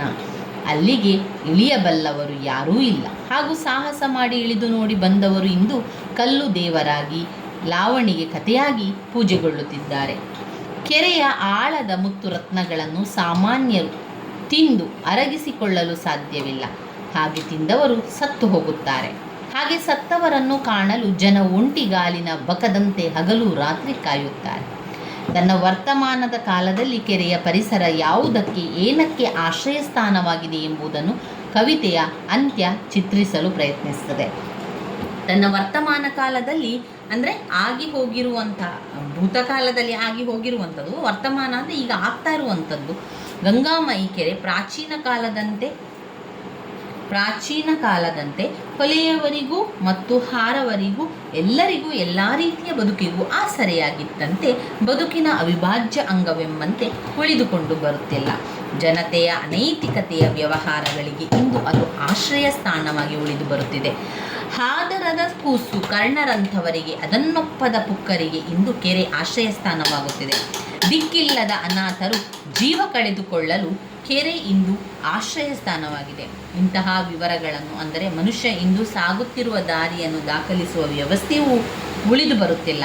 ಅಂದರೆ ಮನುಷ್ಯ ಬದುಕು ಇಂದು ಯಾವ ದಾರಿಯಲ್ಲಿ ಸಾಗುತ್ತಿದೆ, ಮನುಷ್ಯನ ಬದುಕಿನ ಜಾಡು ಯಾವುದಾಗಿದೆ, ಅವನು ತನ್ನ ಅಂತರಾಳದಲ್ಲಿ ಮನಸ್ಸಿನೊಳಗೆ ಏನನ್ನು ಸ್ಪಂದಿಸುತ್ತಿದ್ದಾನೆ, ಮನುಷ್ಯನ ನೈತಿಕ ಮೌಲ್ಯಗಳು ಇಂದು ಎತ್ತ ಸಾಗುತ್ತಿದೆ, ಎಲ್ಲ ವಿವರಗಳು ಭಟ್ಟರು ತಮ್ಮ ಪುಸ್ತಕದಲ್ಲಿ ಆಗಲಿ, ಅಂದರೆ ಬ್ರಾಹ್ಮಣರು ತಮ್ಮ ಗ್ರಂಥಗಳಲ್ಲಾಗಲಿ, ಕುರುಬರು ಅಂದರೆ ಜನಪದೀಯರು ತಮ್ಮ ಹಾಡಿನಲ್ಲಿ ಆಗಲಿ ದಾಖಲಿಸುವ ವ್ಯವಸ್ಥೆ ಇಲ್ಲವಾಗಿದೆ ಎಂದು ಹೇಳುತ್ತಾ ಇಲ್ಲಿ ಕವಿತೆ ಮುಕ್ತಾಯವಾಗುವಂಥದ್ದನ್ನು ಕಾಣ್ಬೋದು. ಇನ್ನು ಬದಲಾದ ಇತಿಹಾಸ ಡಾಕ್ಟರ್ ರಾಮೇಗೌಡರವರು ಬರೆದಿರುವಂಥದ್ದು.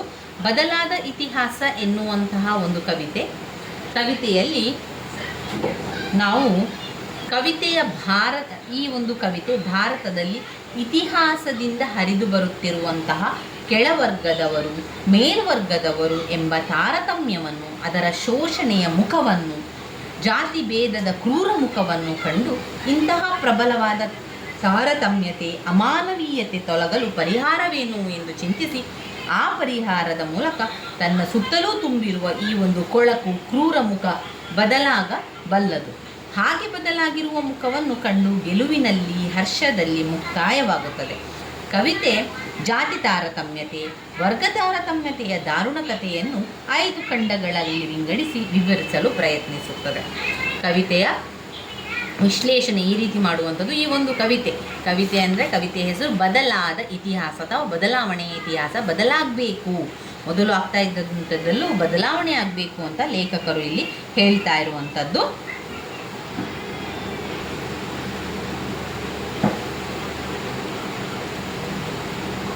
ವರ್ಗ ತಾರತಮ್ಯ, ಜಾತಿ ತಾರತಮ್ಯದ ಮೂಲಕ ಇತಿಹಾಸಗಳಿಂದ ಹರಿದುಕೊಂಡು ಬಂದ ಜೀತ ಪದ್ಧತಿ, ಅಂಜಿಸುವವರ ಅಂಗದಲ್ಲಿ ಅಂಜುವವರ ಕತೆ ಅಂತ ಹೇಳ್ತಾ ಇದ್ದಾರೆ. ಇಲ್ಲಿ ಲೇಖಕರು ಹೇಳುವ ಪ್ರಕಾರ ಅವರ ಬದುಕು ಮುಳ್ಳು ಬೇಲಿಯ ಮೇಲಿನ ತೆಳುವಾದ ಬಟ್ಟೆಯಂತಿದೆ.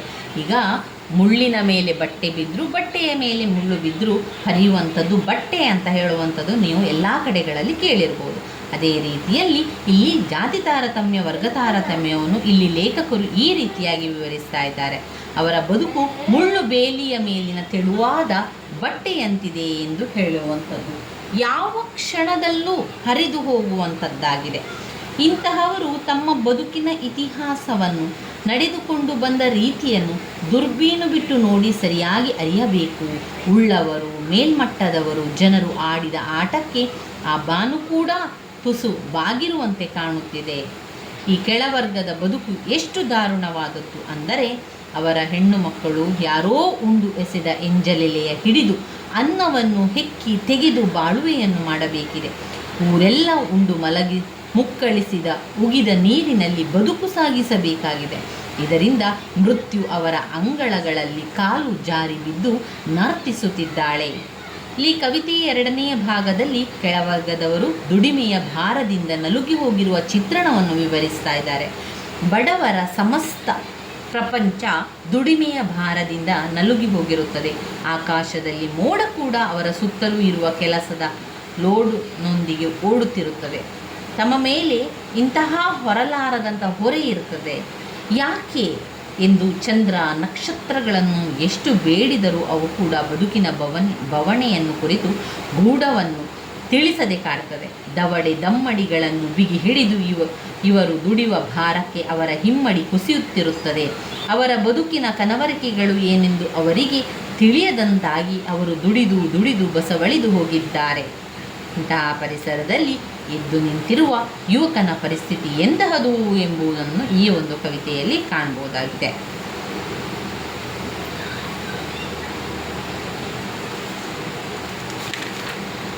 ತನ್ನ ಇತಿಹಾಸ ತಿಳಿದು ಎದ್ದು ನಿಂತಿರುವ ಯುವಕ ಹಸಿದ ನಾಯಿ ಅಥವಾ ಹುಲಿಯಂತೆ ಎರಗಲು ಈಗ ಸಿದ್ಧನಾಗಿದ್ದಾನೆ. ಅವನ ಕಣ ಕಣದಲ್ಲಿ ಬುಲ್ಡೋಜರಿನಂತೆ ಎಲ್ಲವನ್ನು ನಾಶ ಮಾಡುವಂತಹ ಛಲ ಹಠವನಲ್ಲಿದೆ. ಒತ್ತಡ ಹರಿಯುತ್ತದೆ. ಕವಿತೆ 4ನೇ ಪದ್ಯದಲ್ಲಿ ಅವನು ಏಕಾಏಕಿ ಮುನ್ನುಗ್ಗಿದರೆ ಕಾರ್ಯ ಸಾಗದು. ಅವನಂತಹ ಯುವಕರು ಮಾನವರ ಒಂದು ಸರಪಳಿಯನ್ನೇ ಕಟ್ಟಿದಾಗ ಮಾತ್ರ ಅವರು ಯಶಸ್ವಿಯಾಗಬಲ್ಲರು ಎಂದು ತಿಳಿಸುತ್ತದೆ. ಇಂತಹ ಯುವಕರು ತಮ್ಮ ವರ್ತಮಾನದಲ್ಲಿ ಇರಬಹುದಾದ ತಂಪಿಗಾಗಿ, ಹುಣ್ಣಿಮೆಯ ಬೆಳದಿಂಗಳಿಗಾಗಿ ಹುಡುಕುವವನಾಗಿದ್ದಾರೆ. ಸಕ್ಕರೆ ನಿದ್ದೆಗೆ ಅವರು ವಿಮುಖರಾಗಿದ್ದಾರೆ. ಇಂತಹ ಯುವಕರು ಒಗ್ಗಟ್ಟಾಗಿ ತಮ್ಮ ಇತಿಹಾಸದ ವಿರುದ್ಧ ತಿರುಗಿ ನಿಂತರೆ ಅದು ಅವರ ಬೆನ್ನ ಮೇಲೆ ಇತಿಹಾಸಗಳಿಂದ ಹೇರಲ್ಪಟ್ಟ ಎಲ್ಲ ಒತ್ತಡಗಳು ಎಂಬ ಬಂಡೆಗೆ ಸಿಡಿಮದ್ದನ್ನು ಇಟ್ಟು ಸ್ಫೋಟಿಸಿದಂತಾಗುತ್ತದೆ. ಅಂದರೆ ಜಾತಿ ಮತದ ಆಧಾರದ ಮೇಲೆ ಹೇರಲ್ಪಟ್ಟ ಶೋಷಣೆಯ, ಅಮಾನವೀಯತೆಯ ನಿಯಮಗಳನ್ನು ಅವನು ಸ್ಫೋಟಿಸಿ ಹೊರಬರಲು ಸಾಧ್ಯವಾಗ್ತದೆ. ಇಂತಹ ಸಾಧ್ಯತೆಯ ಹೊಸ ಗಾಳಿಯನ್ನು ಕಂಡು ಹರ್ಷವನ್ನು ವ್ಯಕ್ತಪಡಿಸುತ್ತಾ ಇಂತಹ ಬದಲಾದ ಇತಿಹಾಸವನ್ನು ಕಾಣುತ್ತಾ ಕವಿತೆ ಮುಕ್ತಾಯವಾಗುತ್ತದೆ. ಹೀಗೆ ಜಾತಿ ಮತದ ವಿಷಚಕ್ರದಲ್ಲಿ ಸಿಲುಕಿದ್ದಂತಹ ಮನುಷ್ಯರು, ಮುಖ್ಯವಾಗಿ ಯುವಕ ಸ್ತೋಮ ಒಗ್ಗಟ್ಟಾಗಿ ಹಿಡಿದು ತಮ್ಮ ಇತಿಹಾಸದ ವಿರುದ್ಧ ಸ್ಫೋಟಿಸಿ ಹೊರಬಂದರೆ ಅವರ ಬದುಕಿನಲ್ಲಿ ಹೊಸ ಹರಿವ ನೀರು, ಸುಳಿವ ಗಾಳಿ, ನಲಿವ ನೆಲಗಳಿಗೆ ಎಲ್ಲಿಲ್ಲದ ಹುರುಪು ಮೂಡುತ್ತದೆ. ಈಗ ಅವರಿಗೆ ಹೊಸ ಜಗತ್ತು ಕಣ್ಣೆದುರು ಮೂಡಬಹುದು. ಅಂತಹ ಜಗತ್ತು ಇಂದು ಸಾಧ್ಯವಾಗುತ್ತಿದೆ. ಶತಮಾನಗಳಿಂದ ಜಾತಿ ಮತದ ಭಾರಕ್ಕೆ ಕುಗ್ಗಿ ಹೋಗಿದ್ದ, ಅದರ ಗವಿಯಲ್ಲೇ ಬಂಧಿತನಾಗಿದ್ದ ಈ ಮನುಷ್ಯ ಆಗ ಭವಿಷ್ಯದ ಬೆಳಕಿನತ್ತ ದಾಪುಗಾಲು ಹಾಕಿದ್ದಾನೆ ಎಂಬ ಆಶಾವಾದದಲ್ಲಿ ಹೊಸ ಭವಿಷ್ಯದ ಬೆಳಕಿನಲ್ಲಿ ಇರುವಂತಹ ಒಂದು ಕವಿತೆ ಕಾಣಬಹುದು. ಅದರಲ್ಲಿ ಬಂದಿರುವಂಥ ಸಂದರ್ಭ ಸ್ವಾರಸ್ಯದ ಪ್ರಶ್ನೆಗಳನ್ನು ನೋಡಿಕೊಳ್ಳುವ ಸ್ನೇಹಿತರೆ, ಮುಳ್ಳು ಬೇಲಿಯ ಮೇಲಿನ ನವಿರು ಬಟ್ಟೆ ಪಡಕಾನೆಯ ಲೋಡಿನೊಳಗೆ ಓಡಿದೆ ಮೋಡ, ಚಂದ್ರ ಚಕ್ಕೆಯರು ಬೇಡಿಸಿದರು ಬಿಡಲೊಲ್ಲದು. ಒಬ್ಬನ ಪಕ್ಕ ಒಬ್ಬ ಕಟ್ಟಿದ್ದಾನೆ, ಮಾನವ ಸರಪಳಿ ಸುಡುವ ಸೆಕೆಯಲ್ಲೂ ಹಕ್ಕಿಯ ಚಿಲಿಪಿಲಿ. ಕಣಕಣದೊಳಗೆ ಹರಿದಿದೆ ಬುಲ್ಡೋಜರಿನ ಜೋರು, ಒಳಗೆ ಒತ್ತರಿಸಿದ ಇತಿಹಾಸದ ತೇರು. ಇವಿಷ್ಟು ಘಟಕ 3ರಲ್ಲಿ ಬರುವಂತಹ ಕವಿತೆಯಾಗಿದೆ. ಈಗ ನಾವು ಘಟಕ 3ರಲ್ಲಿರುವಂತಹ ಎಲ್ಲ ಕವಿತೆಯ ಸಾರಾಂಶವನ್ನು ತಿಳ್ಕೊಂಡೆವು. ಪುರುಷ ಸೂಕ್ತ, ಕಾಲ ನಿಲ್ಲುವುದಿಲ್ಲ. ಪುರುಷ ಸೂಕ್ತ ಕವಿತೆಯನ್ನು ಬರೆದವರು GS ಶಿವರುದ್ರಪ್ಪ. ಕಾಲ ನಿಲ್ಲುವುದಿಲ್ಲ ಕವಿತೆಯನ್ನು ಬರೆದವರು ಚೆನ್ನವೀರ ಕಣವಿ. ಗಂಗಾಮಯಿ ಕವಿತೆಯನ್ನು ಬರೆದವರು ಚಂದ್ರಶೇಖರ ಕಂಬಾರು. ಬದಲಾವಣೆ ಇತಿಹಾಸ ಕವಿತೆಯನ್ನು ಬರೆದವರು ಡಾಕ್ಟರ್ ರಾಮೇಗೌಡ. ಇನ್ನು ಬರುವಂಥದ್ದು ಘಟಕ 4. ಘಟಕ 4ರಲ್ಲಿ 4 ಪದ್ಯಗಳಿದೆ. ನನ್ನ ಜನಗಳು ಡಾಕ್ಟರ್ ಸಿದ್ಧಲಿಂಗಯ್ಯ. ಜಾಜಿ ಮಲ್ಲಿಗೆ ಡಾಕ್ಟರ್ ಸತ್ಯಾನಂದ ಪತ್ರೋಟ. ರಂಗೋಲಿ ಮತ್ತು ಹುಡುಗ ಡಾಕ್ಟರ್ ನಿಸಾರ್ ಅಹಮದ್. ರಾಣಿ ತಿಮ್ಮಿಯ ಸಿಂಹಾಸನ ವಿಜಯ ದಬ್ಬೆಯವರು. ಈ 4 ಕವಿತೆಯ ಸಾರಾಂಶವನ್ನು ತಿಳಿತಾ ಹೋಗುವ. ಈ ಒಂದು 4 ಕವಿತೆಯಲ್ಲಿ ಮುಖ್ಯವಾಗಿ ದಲಿತ ಸಂವೇದನೆ, ಮುಸ್ಲಿಂ ಸಂವೇದನೆ, ಸ್ತ್ರೀ ಸಂವೇದನದ ಬಗ್ಗೆ ವಿವರಿಸುವಂಥದ್ದು. ನೆನಪಲ್ಲಿ ಇಟ್ಕೊಳ್ಳಿ ಯಾವುದೆಲ್ಲ ಕವಿತೆ: ನನ್ನ ಜನಗಳು, ಜಾಜಿ ಮಲ್ಲಿಗೆ, ರಂಗೋಲಿ ಮತ್ತು ಹುಡುಗ, ರಾಣಿ ತಿಮ್ಮಿಯ ಸಿಂಹಾಸನ. ಈ 4 ಕವಿತೆ ದಲಿತರ ಸಂವೇದನೆ, ಮುಸ್ಲಿಂ ಸಂವೇದನೆ, ಸ್ತ್ರೀ ಸಂವೇದನೆಯ ಕುರಿತು ಬರೆದಿರುವಂಥದ್ದನ್ನು ಕಾಣ್ಬೋದಾಗಿದೆ. ಮೊದಲಿಗೆ ನನ್ನ ಜನಗಳು, ಡಾಕ್ಟರ್ ಸಿದ್ಧಲಿಂಗಯ್ಯನವರು ಬರೆದಿರುವಂತಹ ನನ್ನ ಜನಗಳು ಕವಿತೆಯಲ್ಲಿ ಅವರು ಯಾವುದರ ಬಗ್ಗೆ ವಿವರಿಸ್ತಾ ಇದ್ದಾರೆ ಅಂತ ಹೇಳಿದರೆ, ಇಲ್ಲಿ ಅರ್ಥಗಳೆಲ್ಲ ಇಲ್ಲ, ಸಂದರ್ಭ ಸ್ವಾರಸ್ಯವನ್ನು ಒಮ್ಮೆ ನೋಡಿಕೊಳ್ಳುವ. ಕಾಲು ಕೈಯ ಹಿಡಿಯೋರು, ಕೈ ಮಡಗಿಸಿಕೊಳ್ಳೋರು, ಭಕ್ತರಪ್ಪ ಭಕ್ತರು ನನ್ನ ಜನಗಳು. ಬೀದಿಯಲ್ಲಿ ಬಿದ್ದೋರು, ಸದ್ದಿಲ್ಲದೆ ಇದ್ದೋರು, ಒಳಗೊಳಗೆ ಅತ್ತೋರು ನನ್ನ ಜನಗಳು. ಭಾಷಣಗಳ ಬೆಂಕಿಯಲ್ಲಿ ಬೆಂದು ಬೂದಿಯಾದೋರು ನನ್ನ ಜನಗಳು. ಚಿನ್ನವನ್ನು ತೆಗೆಯೋರು, ಅನ್ನವನ್ನು ಕಾಣದೋರು, ಬಟ್ಟೆಯನ್ನು ನೇಯೋರು, ಬರಿಮೈಲಿ ಹೋಗುವವರು. ಪರಮಾತ್ಮನ ಹೆಸರು ಹೇಳಿ ಪರಮಾನ್ನ ಉಂಡ ಜನಕ್ಕೆ ಬೂಟು ಮೇಟು ಹೊಲೆದೋರು ನನ್ನ ಜನಗಳು. ಇದು ಸಂದರ್ಭ ಸಹಿತ ಪ್ರಶ್ನೆಗಳನ್ನು ಕೇಳಿರುವಂಥದ್ದು. ಇದರ ಒಂದು ಸಂಪೂರ್ಣ ವಿವರಣೆಯನ್ನು ತಿಳಿತಾ ಹೋಗುವ. ಸಾರಾಂಶ ಅಂತ ಹೇಳ್ಕೊಳ್ಳಿ. ನನ್ನ ಜನಗಳು ಕವಿತೆಯಲ್ಲಿ ಈ ಕವಿತೆಯ ಜನಗಳು ಒಡನಾಡಿದ ಗುಡಿಸಲುಗಳಲ್ಲಿ, ದಲಿತ ಕೇರಿಗಳಲ್ಲಿ ಬದುಕುವ ದಲಿತ ಜನಾಂಗದವರನ್ನು ಕುರಿತಾಗಿದೆ. ಅವರು ಬದುಕು ಬವಣೆಗಳನ್ನು ಕಟ್ಟಿಕೊಡುವಂತಹ ಉದ್ದೇಶದಿಂದ ಕವಿತೆ ಇಲ್ಲಿ ರೂಪುಗೊಂಡಿರುವಂಥದ್ದನ್ನು ಕಾಣ್ಬೋದು. ಅಂದರೆ ಒಮ್ಮೆ ಭೂಮಿ ಒಡೆಯರಾಗಿದ್ದವರು ಸಾಮಾಜಿಕ ಅನ್ಯಾಯಕ್ಕೆ ಸಿಲುಕಿ ಭೂಮಿಯನ್ನು ಕಳೆದುಕೊಂಡವರ ಬದುಕು, ದೊಡ್ಡ ದೊಡ್ಡ ಬಂಗಲೆಗಳನ್ನು ಕಟ್ಟಲು ಇಟ್ಟಿಗೆಗಳಾಗಿ ದುಡಿದು ನಿಲ್ಲಲು ನೆಲೆಯಿಲ್ಲದೆ ಬಿಸಿಲಿನಲ್ಲಿ ನಿಲ್ಲುವ ಬದುಕು. ಹೊಲವನ್ನು ಒತ್ತು ಬಿತ್ತಿ ಬಿಸಿಲಿನಲ್ಲಿ ಬಳಲಿ ಬೆವರು ಹರಿಸಿ ದುಡಿದರೂ ಹಸಿವನ್ನು ಭರಿಸಲಾರದ ಜನರ ಬದುಕಿನ ತಾಪವೆಂತಹದು. ಸಾಮಾಜಿಕ ದೌರ್ಜನ್ಯಕ್ಕೆ ಸಿಲುಕಿದವರ ಬದುಕಿನ ಬವಣೆ, ಪಟ್ಟಪಾಡು, ಉಸಿರಿನ ಗತಿಗಳಂತಹ ಅನ್ನಂತೂ ಕವಿಯಲ್ಲಿ ವಿವರಿಸುವಂಥದ್ದನ್ನು ಕಾಣ್ಬೋದು. ನನ್ನ ಜನಗಳು ಕವಿತೆಯನ್ನು ಡಾಕ್ಟರ್ ಸಿದ್ಧಲಿಂಗಯ್ಯನವರ ಪ್ರಥಮ ಕವನ ಸಂಕಲನವಾಗಿದ್ದು, ಹೊಲೆ ಮಾದಿಗರ ಹಾಡು ಸಂಕಲನದ ಮೊಟ್ಟ ಮೊದಲ ಕವಿತೆ ಕೂಡ ಆಗಿದೆ. ಈ ಹಿಂದೆ ಕವಿ ಪರಿಚಯದಲ್ಲಿ ಗುರುತಿಸಿಕೊಂಡಂತೆ ಡಾಕ್ಟರ್ ಸಿದ್ಧಲಿಂಗಯ್ಯನವರ ಸಮಗ್ರ ಕವಿತೆಗಳ ಕೇಂದ್ರಬಿಂದು ಅಥವಾ ಅವರ ಕವಿತೆಗಳಲ್ಲಿ ಕ್ರಿಯಾಶೀಲರಾಗುವ ಜಗತ್ತೆಂದರೆ ಅವರ ಜನಗಳು, ಅಂದರೆ ದಲಿತ ಜನಾಂಗ, ಬದುಕು ಬವಣೆ, ಅವರ ಹಸುವಿನ ಕೂಸು ಹಾಗೂ ಪಟ್ಟಪಾಡು, ಹಾಡಿನ ಹಾಡು, ಕಂಡ ಕನಸು. ಅವರ ಕವಿತೆಗಳ ಕೇಂದ್ರ ಪ್ರಸ್ತುತ ನನ್ನ ಜನಗಳು ಕವಿತೆ ಕೂಡ ಅದೇ ಜನರನ್ನು, ಅಂದರೆ ದಲಿತ ಜನಾಂಗದವರನ್ನು, ಅವರ ಬದುಕನ್ನು ಕುರಿತೇ ರಚಿಸಿದ ಕವಿತೆಯಾಗಿದ್ದು, ಸಿದ್ಧಲಿಂಗಯ್ಯನವರ ಜನಪ್ರಿಯ ಕವಿತೆಗಳಲ್ಲಿ ಇದು ಒಂದಾಗಿರುವಂಥದ್ದನ್ನು ಕಾಣ್ಬೋದು. ಈ ಸಮಾಜದಲ್ಲಿ ಶತಮಾನಗಳಿಂದ ಜಾತಿ ಮತಗಳ ವ್ಯವಸ್ಥೆಯನ್ನು ರೂಪಿಸಿ ದಲಿತ ವರ್ಗದವರನ್ನು ಕನಿಷ್ಠ ವರ್ಗವೆಂದು, ಸಮಾಜದ ಅತ್ಯಂತ ಕೆಳ ಶ್ರೇಣಿ ಎಂದು ಪರಿಗಣಿಸಿ ಊರಿನಿಂದ ಹೊರಗೆ ಬಿಟ್ಟು ಅವರ ನೆರಳು ಸೋಂಕದಂತೆ ಅವರನ್ನು ಅಸ್ಪೃಶ್ಯರೆಂದು ಪರಿಗಣಿಸಿ ಬಹು ವ್ಯವಸ್ಥಿತವಾಗಿ ಶೋಷಣೆ ನಡೆಸಿಕೊಂಡೇ ಬಂದಿದ್ದಾರೆ. ಇಂತಹ ಅಮಾನವೀಯ ಪದ್ಧತಿ ಇರುವ ಸಮಾಜವು ಉದ್ಧಾರವಾಗುವುದು ಸಾಧ್ಯವಿಲ್ಲವೆಂದು ಬುದ್ಧ, ಬಸವ, ಗಾಂಧಿ, ಅಂಬೇಡ್ಕರ್ ಅವರ ಸಾಮಾಜಿಕ ಪರಿಸರದ ವಿರುದ್ಧ ದೊಡ್ಡ ಆಂದೋಲನವನ್ನೇ ರೂಪಿಸಿದರು. ಶತಮಾನಗಳಿಂದಲೂ ಈ ಬಂಡೆಯಂತಹ ವ್ಯವಸ್ಥೆ ಹಾಗೆ ಉಳಿದುಕೊಂಡು ಬಂದಿರುವುದು ನಮ್ಮ ಸಾಮಾಜಿಕ ಬದುಕಿನ ಬಹುದೊಡ್ಡ ವಿಪರ್ಯಾಸ. ಇಂತಹ ಕೆಳವರ್ಗದ ಬದುಕಿನ ಲಯಗಳೇನು, ಅವರ ನಿಟ್ಟುಸಿರಿನ ಹಿಂದಿರುವಂತಹ ದಾರುಣತೆ ಎಂಥದ್ದು ಎಂದು ಕವಿತೆ ಈ ಒಂದು ಪದ್ಯದಲ್ಲಿ ಕಟ್ಟಿಕೊಡಲು ಪ್ರಯತ್ನಿಸುತ್ತದೆ. 2 ಹೊತ್ತಿನ ಊಟಕ್ಕಾಗಿ ಎಷ್ಟೇ ಕಷ್ಟಪಟ್ಟು ದುಡಿದರೂ ಹಸಿವಿನಿಂದ ಸಾಯುವ ಪರಿಸ್ಥಿತಿ ಇವರುಗಳ ಬದುಕಿನಲ್ಲಿ ಇದ್ದೇ ಇರುತ್ತದೆ. ಹಣವಂತರಾದ, ಸಿರಿವಂತರಾದ, ಉಳ್ಳಂತಹ ಮೇಲ್ವರ್ಗಗಳು ಇಂತಹವರ ಬದುಕನ್ನು ನಿರ್ದಯವಾಗಿ ಕಡೆಗಣಿಸುತ್ತಲೇ ಬದುಕುತ್ತದೆ. ಕಾಲಿನಿಂದ ಒದ್ದವರ ಕಾಲನ್ನು ಹಿಡಿದು ಅವರೆದುರು ಕೈ ಮಡಿಚಿಯೇ ಬದುಕಿದರೂ ಬದುಕನ್ನು ಕಾಣುವುದು ಇಂತಹ ಜನರು ಕಠಿಣವಾಗಿರುವಂಥದ್ದು.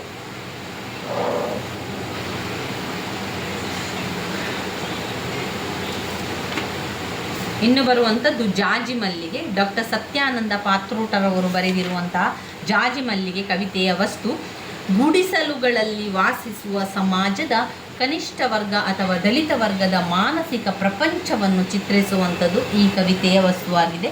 ಬದುಕಿನಲ್ಲಿ ಅನ್ಯಾಯ, ಶೋಷಣೆ, ದೌರ್ಜನ್ಯಗಳಿಗೆ ಸತತವಾಗಿ ತುತ್ತಾಗುತ್ತಾ ಬಂದ ಈ ವರ್ಗ ಅಂತಹ ನೋವಿನ ಬದುಕಲು ಕೂಡ ಯಾರ ಮೇಲೂ ದ್ವೇಷ, ವಿಷ ಬೆಳೆಸಿಕೊಳ್ಳದೆ ಬದುಕುವ ಇವರ ಮನಸ್ಸು ಕನಸುಗಳು ಜಾಜಿ ಮಲ್ಲಿಗೆಯಂತೆ ಪರಿಶುದ್ಧವಾದದ್ದು, ಸುಗಂಧಯುತವಾದದ್ದು, ಭೂಮಿ ತಾಯಿಯಂತಹ ಸಹಿಷ್ಣುತೆ ಉಳ್ಳದ್ದು ಎಂದು ದಲಿತ ವರ್ಗದ ಮಾನಸಿಕ ಪ್ರಚಾರವನ್ನು ಅನಾವರಣ ಮಾಡುವಂಥದ್ದು ಈ ಒಂದು ಕವಿತೆಯ ವಸ್ತುವಾಗಿರುವಂಥದ್ದು.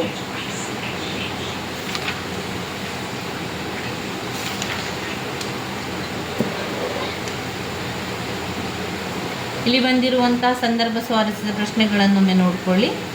ಪುಟ್ಟ ಗುಡಿಸಲಿನಲ್ಲಿ ಕೆಟ್ಟ ಕನಸುಗಳಿಲ್ಲ, ಮನಸ್ಸು ಕನಸುಗಳಲ್ಲಿ ಜಾಜಿ ಮಲ್ಲಿಗೆ. ಬಂದ ಕಾಗೆಗಳೆಷ್ಟೋ, ತಿಂದ ಹದ್ದುಗಳೆಷ್ಟೋ, ಲೆಕ್ಕ ಬಿಡಲು ಒಬ್ಬ ಕರುಣಿಕನೂ ಇಲ್ಲ. ಸಪ್ತ ಸಾಕರ ಈಸಿ ಲೋಕ ಕಲ್ಯಾಣಾರ್ಥ ಬೆಳದಿಂಗಳು ಸೂಸಿದೋ ಅವರ ನಯನ. ಬುದ್ಧ, ಬಸವ, ಗಾಂಧಿ ಬಂದದ್ದು ಆಯಿತು, ಇವರ ನೋವಿಗೆ ಆದಿ ಅಂತ್ಯವೇ ಇಲ್ಲ.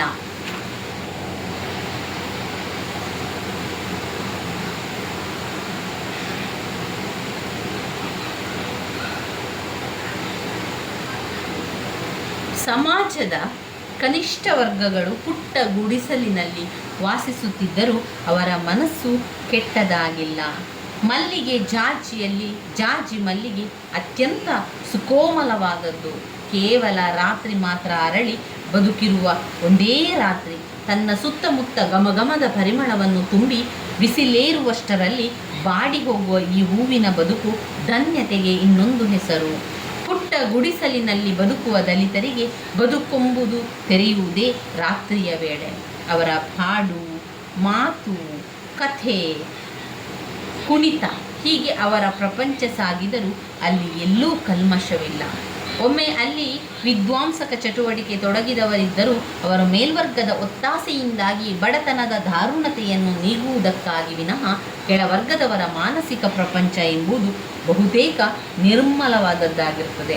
ಆದ್ದರಿಂದ ಅದು ಸುಗಂಧದ ತಂಪನ್ನು ಹಂಚುವಂಥದ್ದಾಗಿದ್ದು ಎಂದು ಅಲ್ಲಿ ವರ್ಣಿಸಿದ್ದಾರೆ. ಲೇಖಕರು ಮತ್ತೊಮ್ಮೆ ವಿವರಿಸ್ತಾರೆ. ದಲಿತರು ಬಹುದೀರ್ಘ ಕಾಲದಿಂದ ಶೋಷಣೆಗೆ ತುತ್ತಾಗುತ್ತಾ ಬಂದವರು. ಮೂಲದಲ್ಲಿ ನೆಲೆದೊಡೆಯರೇ ಆಗಿದ್ದ ಈ ಶ್ರಮಿಕ ವರ್ಗ ಬಡ್ಡಿ, ಚಕ್ರಬಡ್ಡಿ ತೀರಿಸಲಾಗದೆ ತಮ್ಮ ನೆಲವನ್ನು, ಬದುಕನ್ನು ಉಳ್ಳವರಿಗಾಗಿ ಕಳೆದುಕೊಂಡವರು.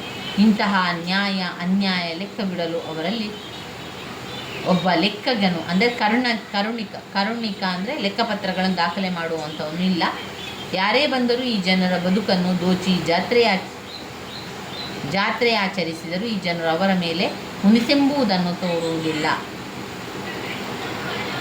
ಹೊತ್ತು ಮೂಡುವ ಮುನ್ನವೇ ದಿನದ ಕೂಲಿಗಾಗಿ ಹೊಟ್ಟೆ ಹೊರೆಯಲೆಂದು ಕೆಲಸವನ್ನು ಅರಸಿ ಇವರು ನಡೆಯುತ್ತಾರೆ. ತಮ್ಮ ಹೊಟ್ಟೆ ಬಟ್ಟೆಗಾಗಿ ಇವರು ಜೀವನದಲ್ಲಿ ನಡೆಸುವ ಸಾಹಸಗಳು, ದುಡಿಮೆ ಕವಿತೆಗೆ ಸಪ್ತ ಸಾಗರ ಈಸಿ ಲೋಕ ಕಲ್ಯಾಣಾರ್ಥವಾಗಿ ಬೆಳದಿಂಗಳು ಸೂಸುವ ಮಹಾ ಸಾಧಕರಂತೆ ಕಂಡುಬರುತ್ತದೆ. ವಾಸ್ತವವಾಗಿ ಸಮಾಜದ ಮೂಲಭೂತ ಅವಶ್ಯಕತೆಗಳನ್ನು, ಅದರ ಕಾರ್ಯಗಳನ್ನು ಪೂರೈಸುವವರು ಸಮಾಜದ ಈ ಕೆಳವರ್ಗದವರಾಗಿರ್ತಾರೆ. ನಾವು ದೊಡ್ಡ ದೊಡ್ಡ ತಾರಸಿ ಮನೆಗಳಲ್ಲಿ ವಾಸಿಸುತ್ತಿದ್ದರೆ ಅದರ ಹಿಂದೆ ಆ ಶ್ರಮಿಕ ವರ್ಗದ ದುಡಿಮೆ ಇರುವಂಥದ್ದು. ನಮಗೆ ಬೇಕಾದ ಅನ್ನ, ಬೇಳೆ, ಕಾಳುಗಳನ್ನು ಬೆಳೆಯಲು ಹೊಲಗಳಲ್ಲಿ ಬಿಸಿಲಿನಲ್ಲಿ ಬೆಳಗಿನಿಂದ ಸಂಜೆಯವರೆಗೂ ದುಡಿಯುವ ವರ್ಗವೆಂದರೆ ಸಮಾಜದ ಈ ಒಂದು ಕನಿಷ್ಠ ವರ್ಗದವರಾಗಿರುತ್ತಾರೆ. ನಮ್ಮ ಮನೆಗಳ ಕನಿಷ್ಠ ಕೆಲಸಗಳನ್ನು ಪೂರೈಸುವುದು, ತೋಟಗಳಲ್ಲಿ ನುಡಿಯುವುದು, ಹೀಗೆ ಬದುಕಿನ ಮೂಲಭೂತ ಅವಶ್ಯಕತೆಗಳನ್ನು ಪೂರೈಸುವ ಈ ವರ್ಗದ ನಾಯಕ ಕವಿಗೆ ಲೋಕ ಕಲ್ಯಾಣಾರ್ಥ ಸಾಧಕರ ಹಾಗೆ ಸಾಧ್ವಿ ನಡೆಸುವಂಥ ಕಾಯಕವೇ ಆಗಿ ಕಂಡರೆ ಅದರಲ್ಲಿ ತಪ್ಪೇನೂ ಇಲ್ಲ ಅಂತ ಅವರು ವಿವರಿಸ್ತಾ ಇದ್ದಾರೆ. ಇನ್ನು ಬರುವಂತಹ ಕವಿತೆ ರಂಗೋಲಿ ಮತ್ತು ಮಗ ಅಥವಾ ರಂಗೋಲಿ ಮತ್ತು ಹುಡುಗ ಕೂಡ ಆಗ್ತದೆ. KS ನಿಸಾರ್ ಅಹಮದ್ ಅವರು ಬರೆದಿರುವಂತಹ ಒಂದು ಕವಿತೆ.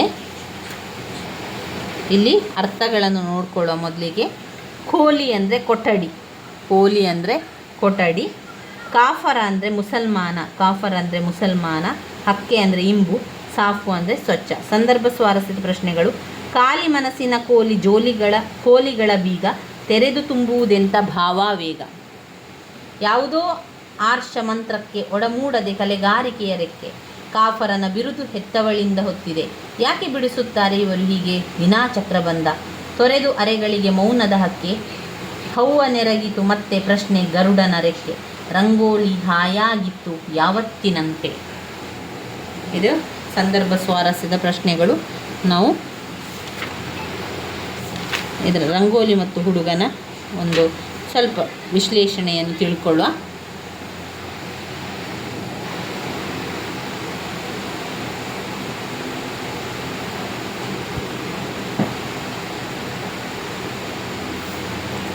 ರಂಗೋಲಿ ಮತ್ತು ಮಗ ಕವಿತೆ ನಿಸಾರ್ ಅಹಮದ್ರವರ ಬಹುತೇಕ ಕವಿತೆಗಳಂತೆ ಧರ್ಮ ಎಂದರೇನು, ಧರ್ಮದ ಹೆಸರಿನಲ್ಲಿ ನಾವು ಆಚರಿಸುವ ರೀತಿ ರಿವಾಜುಗಳು ತಕ್ಕ ಬದ್ಧತೆ ಎಷ್ಟು, ಚಿಕ್ಕ ಮಕ್ಕಳ ನಿಷ್ಕಲ್ಮಶ ಶುಭ್ರ ಮನಸ್ಸಿಗೆ ಹೊಳೆಯುವ ಧರ್ಮದ ನಿಜವಾದ ಸ್ವರೂಪಕ್ಕೆ ಹಿರಿಯರಲ್ಲಿ ಉತ್ತರವಿಲ್ಲದಿರುವಂತೆ ಧಾರ್ಮಿಕ ಬದುಕು ರೂಪುಗೊಂಡಿರುವುದನ್ನು, ಈ ಎಲ್ಲದರ ಹಿನ್ನೆಲೆಯಲ್ಲಿ ನಿಜವಾದ ಅರ್ಥ ಎಲ್ಲಿದೆ ಎಂಬುದು ಪ್ರಶ್ನೆಯನ್ನು ಶೋಧಿಸುತ್ತಾ ಸಾಗುವ ಕವಿತೆಯಾಗಿರುವಂಥದ್ದು.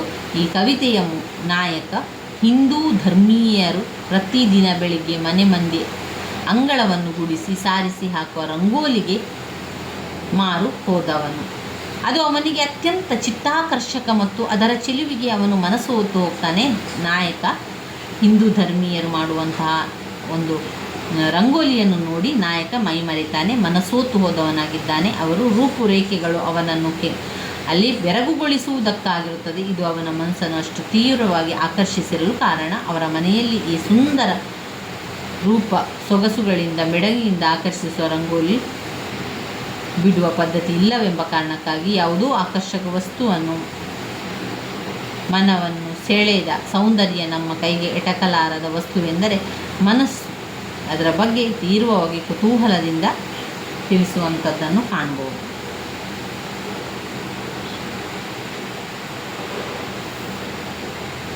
ರಂಗೋಲಿಯ ಸೌಂದರ್ಯ ಈ ಒಂದು ಕವಿತೆಯ ನಾಯಕರಲ್ಲಿ ತೀವ್ರವಾಗಿ ಬೆಳೆಯಲು ಕಾರಣ ಅಂತ ನೋಡಿದಾಗ, ಮನೆ ಮುಂದೆ ಅದು ಇಲ್ಲ ಎಂಬ ಕಾರಣದಿಂದಾಗಿ ಪ್ರತಿದಿನ ಬೆಳಿಗ್ಗೆ ಹಾಲಿಗೆ ಹೋದಾಗ ಚಿತ್ತಾಪಹಾರಿ ಚಿತ್ತಾರ ಅವನ ಮನಸ್ಸಿನ ಕೊಠಡಿ ಬೀಗ ತೆರೆದು ಭಾವಾವೇಗವನ್ನು ಅದು ತುಂಬುತ್ತದೆ. ರಂಗೋಲಿಯಲ್ಲಿ ಒಂದು ಡಿಸೈನ್ನ ಹಾಗೆ ಇನ್ನೊಂದಿರುವುದಿಲ್ಲ. ಕೋನರೇಖೆಗಳು, ಚೌಕಗಳು, ವೃತ್ತಗಳು, ಸ್ವಸ್ತಿಕ, ಮಂಡಲ, ಚುಕ್ಕೆ ಹೀಗೆ ನಾನಾ ರೀತಿಯಲ್ಲಿರುತ್ತದೆ. ಕಾಲೇಜು ಕಲಿಯದ ಸುಮಂಗಲಿಯರು ಗಣಿತ ಸೂತ್ರಗಳಿಗೆ ಆಕಾರ ನೀಡಿದಂತೆ ಕಂಡುಬರುತ್ತದೆ. ಅದರ ದಿವ್ಯ ಸೌಂದರ್ಯ ಈ ಕವಿತೆಯ ನಾಯಕನ ಮನಸ್ಸನ್ನು ಎಷ್ಟು ಆಕರ್ಷಿಸಿದೆ ಅಂದರೆ, ಯಾವುದೋ ಋಷಿಯ ಮಂತ್ರಕ್ಕೆ ಕಲೆಗಾರಿಕೆ ರೂಪು ಕೊಟ್ಟಂತೆ ಅದು ಅವನಿಗೆ ಕಾಣುತ್ತದೆ.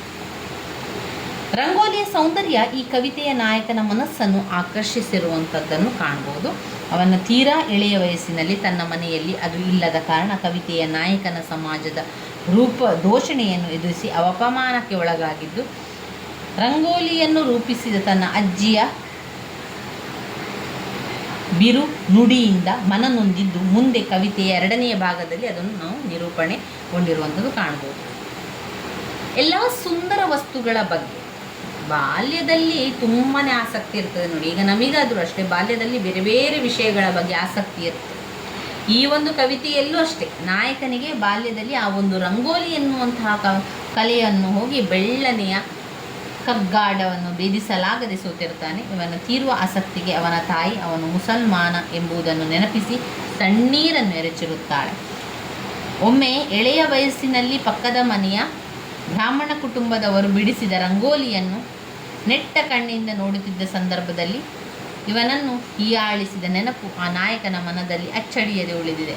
ರಂಗೋಲಿಯ ಬಗ್ಗೆ ಈ ಕವಿತೆಯ ನಾಯಕನಿಗೆ ಉತ್ಕಟವಾದ ಆಸಕ್ತಿ ಮಾತ್ರವಲ್ಲ, ಅತ್ಯಂತ ಪ್ರೀತಿ ಮತ್ತು ಕಾಳಜಿಗಳು ಸಹ ಇದ್ದವು. ಅವರ ಔಟ್ ಹೌಸಿನ ಜನ ರಂಗೋಲಿ ಬಿಡಿಸುತ್ತಿದ್ದ ಸಂದರ್ಭದಲ್ಲಿ ನಾಯಕನ ಅಜ್ಜಿ ದೌಲತ್ತಿನ ಬಿರುನುಡಿ ಆಡಿದಾಗ ನಾಯಕನ ಮನಸ್ಸಿಗೆ ತೀವ್ರವಾಗಿ ನೋವಾಗಿರುತ್ತದೆ. ಇದು ರಂಗೋಲಿಯ ಬಗ್ಗೆ ಅವನಿಗಿದ್ದ ಪ್ರೀತಿ ಪ್ರದರ್ಶನ ಕೂಡ ಆಗಿರುತ್ತದೆ. ಹೀಗೆ ಕವಿತೆಯ ನಾಯಕನ ಎಳೆಯ ವಯಸ್ಸಿನಲ್ಲಿ ತನ್ನ ಅಪಾರ ಸೌಂದರ್ಯದಿಂದ ಮನಸ್ಸನ್ನು ತೀವ್ರವಾಗಿ ಸೆಳೆದಿದ್ದ ನಾಯಕನ ತೀವ್ರ ಆಸಕ್ತಿ, ಕುತೂಹಲ, ಅಪಮಾನ, ಪ್ರೀತಿಗಳಿಗೆ ಕಾರಣವಾಗಿದ್ದ ರಂಗವಲ್ಲಿ ಮುಂದೆ ಅವನು ಬೆಳೆದು ದೊಡ್ಡವನಾದ ಸಂದರ್ಭದಲ್ಲಿ ಧಾರ್ಮಿಕ ಜಿಜ್ಞಾಸೆಗೆ ತೊಡಗುವುದಕ್ಕೂ ಈ ರಂಗವಲ್ಲಿ ಕಾರಣವಾಗುವಂಥದ್ದು. ಇನ್ನು ನಾವು ನೋಡುವಂತಹ ಕೊನೆಯ ಒಂದು ಕವಿತೆ ಅಂದರೆ ಅದು ರಾಣಿ ತಿಮ್ಮಿಯ ಸಿಂಹಾಸನ. ವಿಜಯ ದಬ್ಬೆ ಅವರು ಬರೆದಿರುವಂತಹ ರಾಣಿ ತಿಮ್ಮಿಯ ಸಿಂಹಾಸನವನ್ನು ನೋಡುವ. ಇದು ಮುಖ್ಯವಾಗಿ ದಲಿತ ಸಂವೇದನೆ, ಮುಸ್ಲಿಂ ಸಂವೇದನೆ, ಸ್ತ್ರೀ ಸಂವೇದನೆಯನ್ನು ಕಾಣಬಹುದಾಗಿದೆ. ಇಲ್ಲಿ ರಾಣಿ ತಿಮ್ಮಿ ತುಂಬಾ ಕನಸು ಕಂಡಿರ್ತಾಳೆ. ಅವಳು ನಾಟಕದಲ್ಲಿ ಪಾತ್ರವನ್ನು ಮಾಡಲಿಕ್ಕೆ ಆ ಊರಿನ ಜನರು ಅವಳನ್ನು ಕರೆಯುವಂಥದ್ದು. ಆ ಪಾತ್ರದಲ್ಲಿ ನೀನು ರಾಣಿಯ ಪಾತ್ರವನ್ನು ಮಾಡಬೇಕು, ರಾಣಿಯ ಸ್ಥಾನವನ್ನು ಅಲಂಕರಿಸಬೇಕು ಅಂತ ಹೇಳ್ತಾರೆ. ಅದಕ್ಕೆ ಅವಳು ಒಪ್ಪಿರ್ತಾಳೆ. ಆದರೆ ಗಂಡನ ಜೊತೆಯಲ್ಲಿ ಕೇಳಿದಾಗ ರಾಣಿಗೆ ಒಪ್ಪಿಗೆಯನ್ನು ಗಂಡ ಕೊಡುವುದಿಲ್ಲ. ರಾಣಿಯ ಗಂಡ ಅವನು ನೀನು ನಾಟಕದಲ್ಲಿ ಎಲ್ಲ ಪಾರ್ಟ್ ಮಾಡೋದು ಬೇಕಾಗಿಲ್ಲ, ಮಾಡುವುದು ಬೇಡ ಅಂತ ಹೇಳಿ ಅವಳ ಒಂದು ಆಸೆಗೆ ಕಣ್ಣೀರು ಎರಚುವಂಥದ್ದನ್ನು ನಾವಿಲ್ಲಿ ಈ ಒಂದು ಕವಿತೆಯಲ್ಲಿ ಕಾಣ್ಬೋದು. ಅಂದರೆ ಅವಳ ಒಂದು ಸ್ತ್ರೀಗೆ ಬೇಕಾಗುವಂಥ ಸ್ವಾತಂತ್ರ್ಯ ಕೊಡದೇ ಹೋಗುವಂಥದ್ದನ್ನು ಕಾಣ್ಬೋದು. ರಾಣಿ ತಿಮ್ಮಿಯ ಸಿಂಹಾಸನ ಕವಿತೆಯ ವಸ್ತು ಅಂತ ಹೇಳಿದರೆ ಪುರುಷ ಪ್ರಧಾನ ಕುಟುಂಬ ವ್ಯವಸ್ಥೆಯಲ್ಲಿ ಇರುವಂಥದ್ದು. ಹೆಣ್ಣಿನ ಆಸೆ, ಕನಸು ಭಗ್ನವಾಗಿ ಹೋಗುವ ಸತ್ಯವೊಂದನ್ನು ಇಲ್ಲಿ ಅನಾವರಣಗೊಳಿಸಲಾಗುತ್ತದೆ. ಈ ಮೂಲಕ ಇಂತಹ ಕೌಟುಂಬಿಕ ವ್ಯವಸ್ಥೆ ಇರುವಾಗ ಸ್ತ್ರೀ ಪರವಾದ ಹೋರಾಟಗಳು, ಪ್ರಗತಿ, ಸಮಾನತೆ, ಪರಿಣತಿ ಎಂಬ ಮಾತುಗಳ ಅರ್ಥಹೀನತೆಯನ್ನು ಎತ್ತಿ ಹಿಡಿಯುವ ಆಶಯವನ್ನು ಹೊಂದಿದೆ. ಪುರುಷ ಪ್ರಧಾನ ವ್ಯವಸ್ಥೆಯಲ್ಲಿ ಗಂಡಿನ ಅಹಂಕಾರ ನಾವು ಕಾಣ್ಬೋದು. ಜನ್ಮ, ಕಾನೂನು ಕಟ್ಟಳೆಗಳು ಹೆಣ್ಣಿನ ಮಾನಸಿಕ ಪ್ರಪಂಚವನ್ನು ಹೇಗೆ ಛಿದ್ರಗೊಳಿಸುತ್ತದೆ. ಈ ಒಂದು ಶತಮಾನಗಳಿಂದ ತುಳಿಯಲ್ಪಟ್ಟ ಹೆಣ್ಣಿನ ಮಾನಸಿಕ ಸ್ಥಿತಿ ಎಂತಹದು ಎಂಬ ವಸ್ತುವಿನ ಸುತ್ತ ಕವಿತೆ ಬೆಳಕನ್ನು ಚೆಲ್ಲಲು ಪ್ರಯತ್ನಿಸುತ್ತದೆ.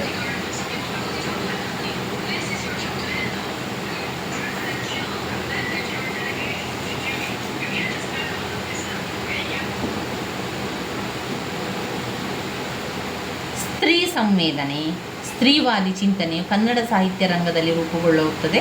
ಇಲ್ಲಿ ಸ್ತ್ರೀವಾದಿ ಚಳುವಳಿಗಳು ಸಾಮಾನ್ಯ ಹೆಣ್ಣಿನ ಬದುಕಿನಲ್ಲಿ ಯಾವ ಪಾತ್ರ ವಹಿಸಬಹುದು. ಇಂತಹ ಪ್ರಗತಿಪರ ಚಿಂತನೆಗಳಿಂದ ಸಮಾಜದ ಸಾಮಾನ್ಯ ಹೆಣ್ಣಿನ ಬದುಕಿನಲ್ಲಿ ಕಿಂಚಿತ್ತಾದರೂ ಬದಲಾವಣೆಯಾಗುವುದನ್ನು ತರಲು ಸಾಧ್ಯವಾಗ್ತಾ ಇದೆ. ಪ್ರಗತಿ, ಸಮಾನತೆ ಎಂಬ ಹೋರಾಟದ ಮುಂಚೂಣಿಯಲ್ಲಿದ್ದಂತಹ ಊರು ಈ ಕವಿತೆಯ ನಾಯಕಿಯದು.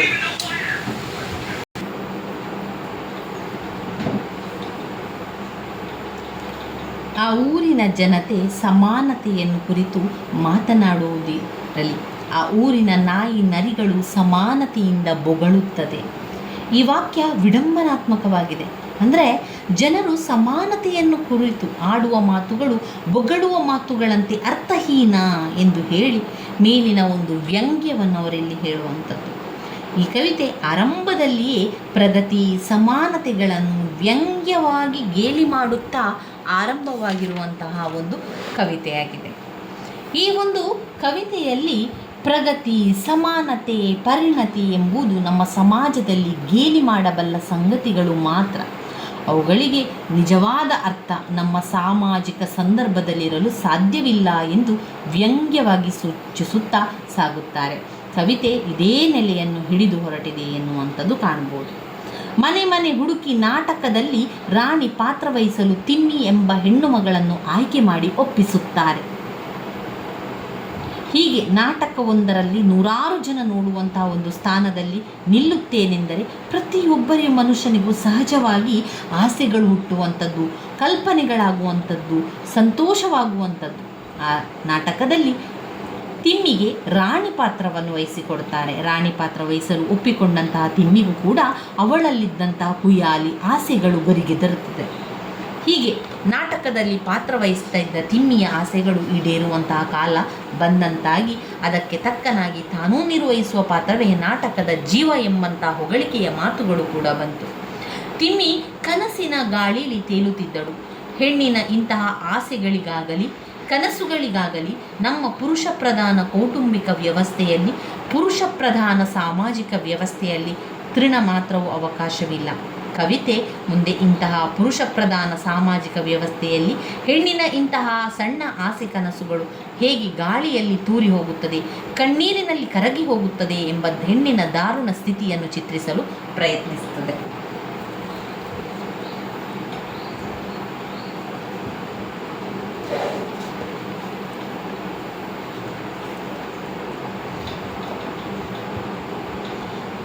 ನಮ್ಮ ಸಾಮಾಜಿಕ ವ್ಯವಸ್ಥೆಯಲ್ಲಿ ಗಂಡನಾದವನಿಗೆ ತನ್ನ ಹೆಂಡತಿಯ ಆಸೆ ಕನಸುಗಳನ್ನು, ಅವಳ ಅಂತರಂಗವನ್ನು ಗಮನಿಸುವ ಅಂತಃಕರಣ ಇರುವುದಿಲ್ಲ. ಬದಲಿಗೆ ತನ್ನದೇ ಅಹಂಕಾರದಿಂದ ಜನಿಸಿದ ಹುಸಿ ಮೌಲ್ಯಗಳನ್ನು, ಕಾನೂನುಗಳನ್ನು ಹೆಂಡತಿಯ ಮೇಲೆ ಹೇರಿ ದೌರ್ಜನ್ಯ ನಡೆಸುವ ವ್ಯವಸ್ಥೆಯಲ್ಲಿರುತ್ತದೆ. ಅದನ್ನು ತಣ್ಣಗೆ ಒಪ್ಪಿಕೊಳ್ಳುವ ವ್ಯವಸ್ಥೆ ಇರುತ್ತದೆ. ಕವಿತೆಯಲ್ಲಿ ತಿಮ್ಮಿಯ ಗಂಡ ಇಂತಹ ಅಹಂ ಜನ್ಮವಾದ ಪುರುಷ ಪ್ರಧಾನ ವ್ಯವಸ್ಥೆಯ ಪ್ರತಿನಿಧಿಯಾಗಿರುತ್ತಾನೆ. ಅವಳು ಪರಪುರುಷರೊಂದಿಗೆ ನಟಿಸುವುದನ್ನು ಸಹಿಸುವುದು ಸಾಧ್ಯವಿಲ್ಲದ ಕಾರಣ ತಿಮ್ಮಿಯ ಸರಳ ಆಸೆ ಕನಸುಗಳನ್ನು ಭಗ್ನವಾಗಿ ಹೋಗುವಂತಾಗುತ್ತದೆ. ಇದು ಸಂಪೂರ್ಣವಾಗಿ ಅವಳು ನಾಟಕದಲ್ಲಿ ರಾಣಿಯ ಪಾತ್ರವನ್ನು ಮಾಡಲಿಕ್ಕೆ ಒಪ್ಪಿಸಲಾಗಿರುತ್ತದೆ. ತಿಮ್ಮಿ ರಾಣಿಯ ಒಂದು ಪಾತ್ರವನ್ನು ಮಾಡಲಿಕ್ಕೆ ಒಪ್ಪಿರ್ತಾಳೆ. ತುಂಬ ಕನಸುಗಳನ್ನು ಕಟ್ಟಿರ್ತಾಳೆ, ತುಂಬ ಆಸೆಗಳನ್ನು ಹುಟ್ಟಿರ್ತಾಳೆ. ನಾನು ನಾಟಕದಲ್ಲಾದರೂ ರಾಣಿಯಾಗ್ತೇನೆ, ಆ ಸಿಂಹಾಸನದಲ್ಲಿ ಕುಳಿತುಕೊಳ್ಳುತ್ತೇನೆ, ಆ ಕಿರೀಟವನ್ನು ಧರಿಸುತ್ತೇನೆ ಎನ್ನುವಂಥ ಆಸೆಯಲ್ಲಿದ್ದಂಥ ತಿಮ್ಮಿಗೆ ಕೊನೆಯದಾಗಿ ತನ್ನ ಗಂಡ, ನೀನು ನಾಟಕದಲ್ಲಿ ಪಾತ್ರ ಮಾಡುವಂಥದ್ದು ಬೇಡ, ನೀನು ಬೇರೆಯವರ ಜೊತೆಗೆ ಪಾತ್ರ ಮಾಡುವುದು ನನಗೆ ಇಷ್ಟ ಇಲ್ಲ, ನೀನು ಪಾತ್ರವನ್ನು ಮಾಡಬಾರ್ದು ಅಂತ ಹೇಳಿ ಅವಳ ಕನಸಿಗೆ, ಅವಳ ಆಸೆಗೆ ತಣ್ಣೀರು ಎರಚುವಂಥದ್ದು ಅವಳ ಗಂಡ. ಇಲ್ಲಿ ಬಂದಿರುವಂಥ ಕಠಿಣ ಪದಗಳ ಅರ್ಥಗಳನ್ನು ನೋಡ್ಕೊಳ್ಳಿ. ತಲಾಶ್ ಅಂದರೆ ಹುಡುಕುವಿಕೆ, ಖಯಾಲಿ ಅಂದರೆ ಖುಷಿಗಾಗಿ ಮಾಡುವ ಪ್ರಯತ್ನ, ಖಯಾಲಿ ಅಂದರೆ ಖುಷಿಗಾಗಿ ಮಾಡುವಂಥ ಪ್ರಯತ್ನ. ತಾಲೀಮು ಅಂದರೆ ಅಭ್ಯಾಸ, ತಾಲೀಮು ಅಭ್ಯಾಸ. ತಲಾಶ್ ಹುಡುಕುವಿಕೆ. ಇಲ್ಲಿ ಬಂದಿರುವಂಥ ಸಂದರ್ಭ ಸ್ವಾರಸ್ಯದ ಪ್ರಶ್ನೆಗಳನ್ನು ಕೂಡ ನೋಡಿಕೊಳ್ಳಿ. ಇಲ್ಲಿಯ ನಾಯಿ ನರಿಗಳು ಸಮಾನತೆಯಿಂದ ಬೊಗಳ್ತದೆ ಅಂದರೆ ಇಲ್ಲಿ ಸಮಾನತೆಯಿಂದ ಬೊಗಳ್ತದೆ ಎನ್ನುವಂಥದ್ದನ್ನು ವ್ಯಂಗ್ಯವಾಗಿ ಹೇಳುವಂಥದ್ದು.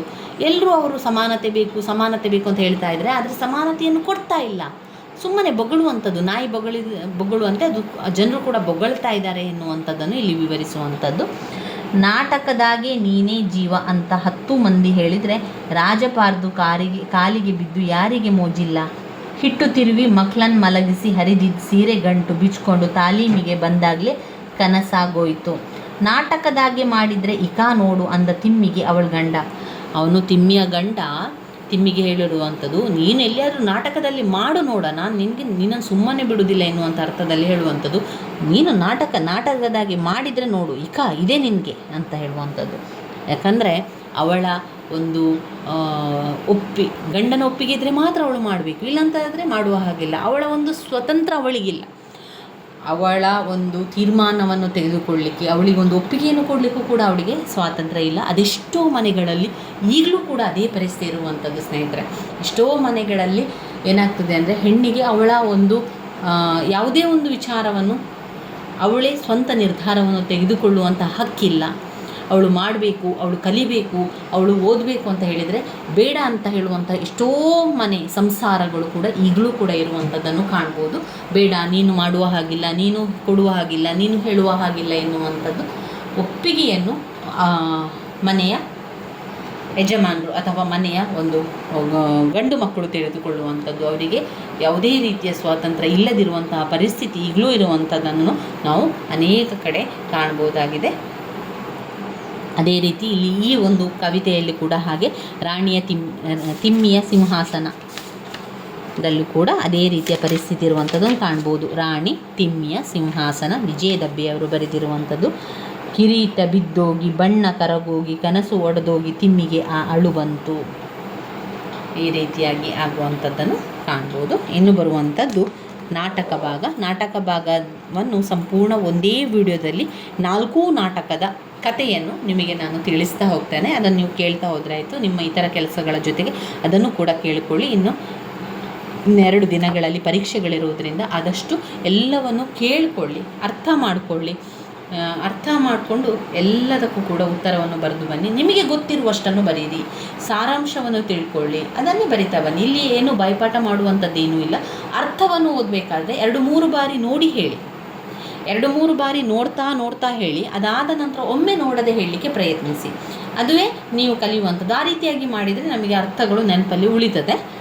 ಇವಿಷ್ಟು ಆದರೆ ನಮ್ಮ ಘಟಕ 3 ಮತ್ತು ಘಟಕ 4ರಲ್ಲಿರುವಂಥ ಪ್ರತಿಯೊಂದು ಪದ್ಯದ ಸರಳವಾದ ಸಾರಾಂಶ. ಸ್ವಲ್ಪ ವಿಚಾರ ನಿಮಗೆ ನಾನು ತಿಳಿಸ್ಕೊಟ್ಟಿರುವಂಥದ್ದು. ಸಂಪೂರ್ಣವಾಗಿ ವಿಶ್ಲೇಷಣೆ ಏನು ಮಾಡಲಿಲ್ಲ, ನಮಗೆ ಸಮಯ ಕೂಡ ಇಲ್ಲದ ಕಾರಣ, ಸಮಯದ ಅಭಾವವಿರುವುದರಿಂದ ನಾವೇನು ಮಾಡಿದ್ದೇವೆ, ಸ್ವಲ್ಪ ಸಾರಾಂಶವನ್ನು ತಿಳ್ಕೊಂಡಿದ್ದೇವೆ.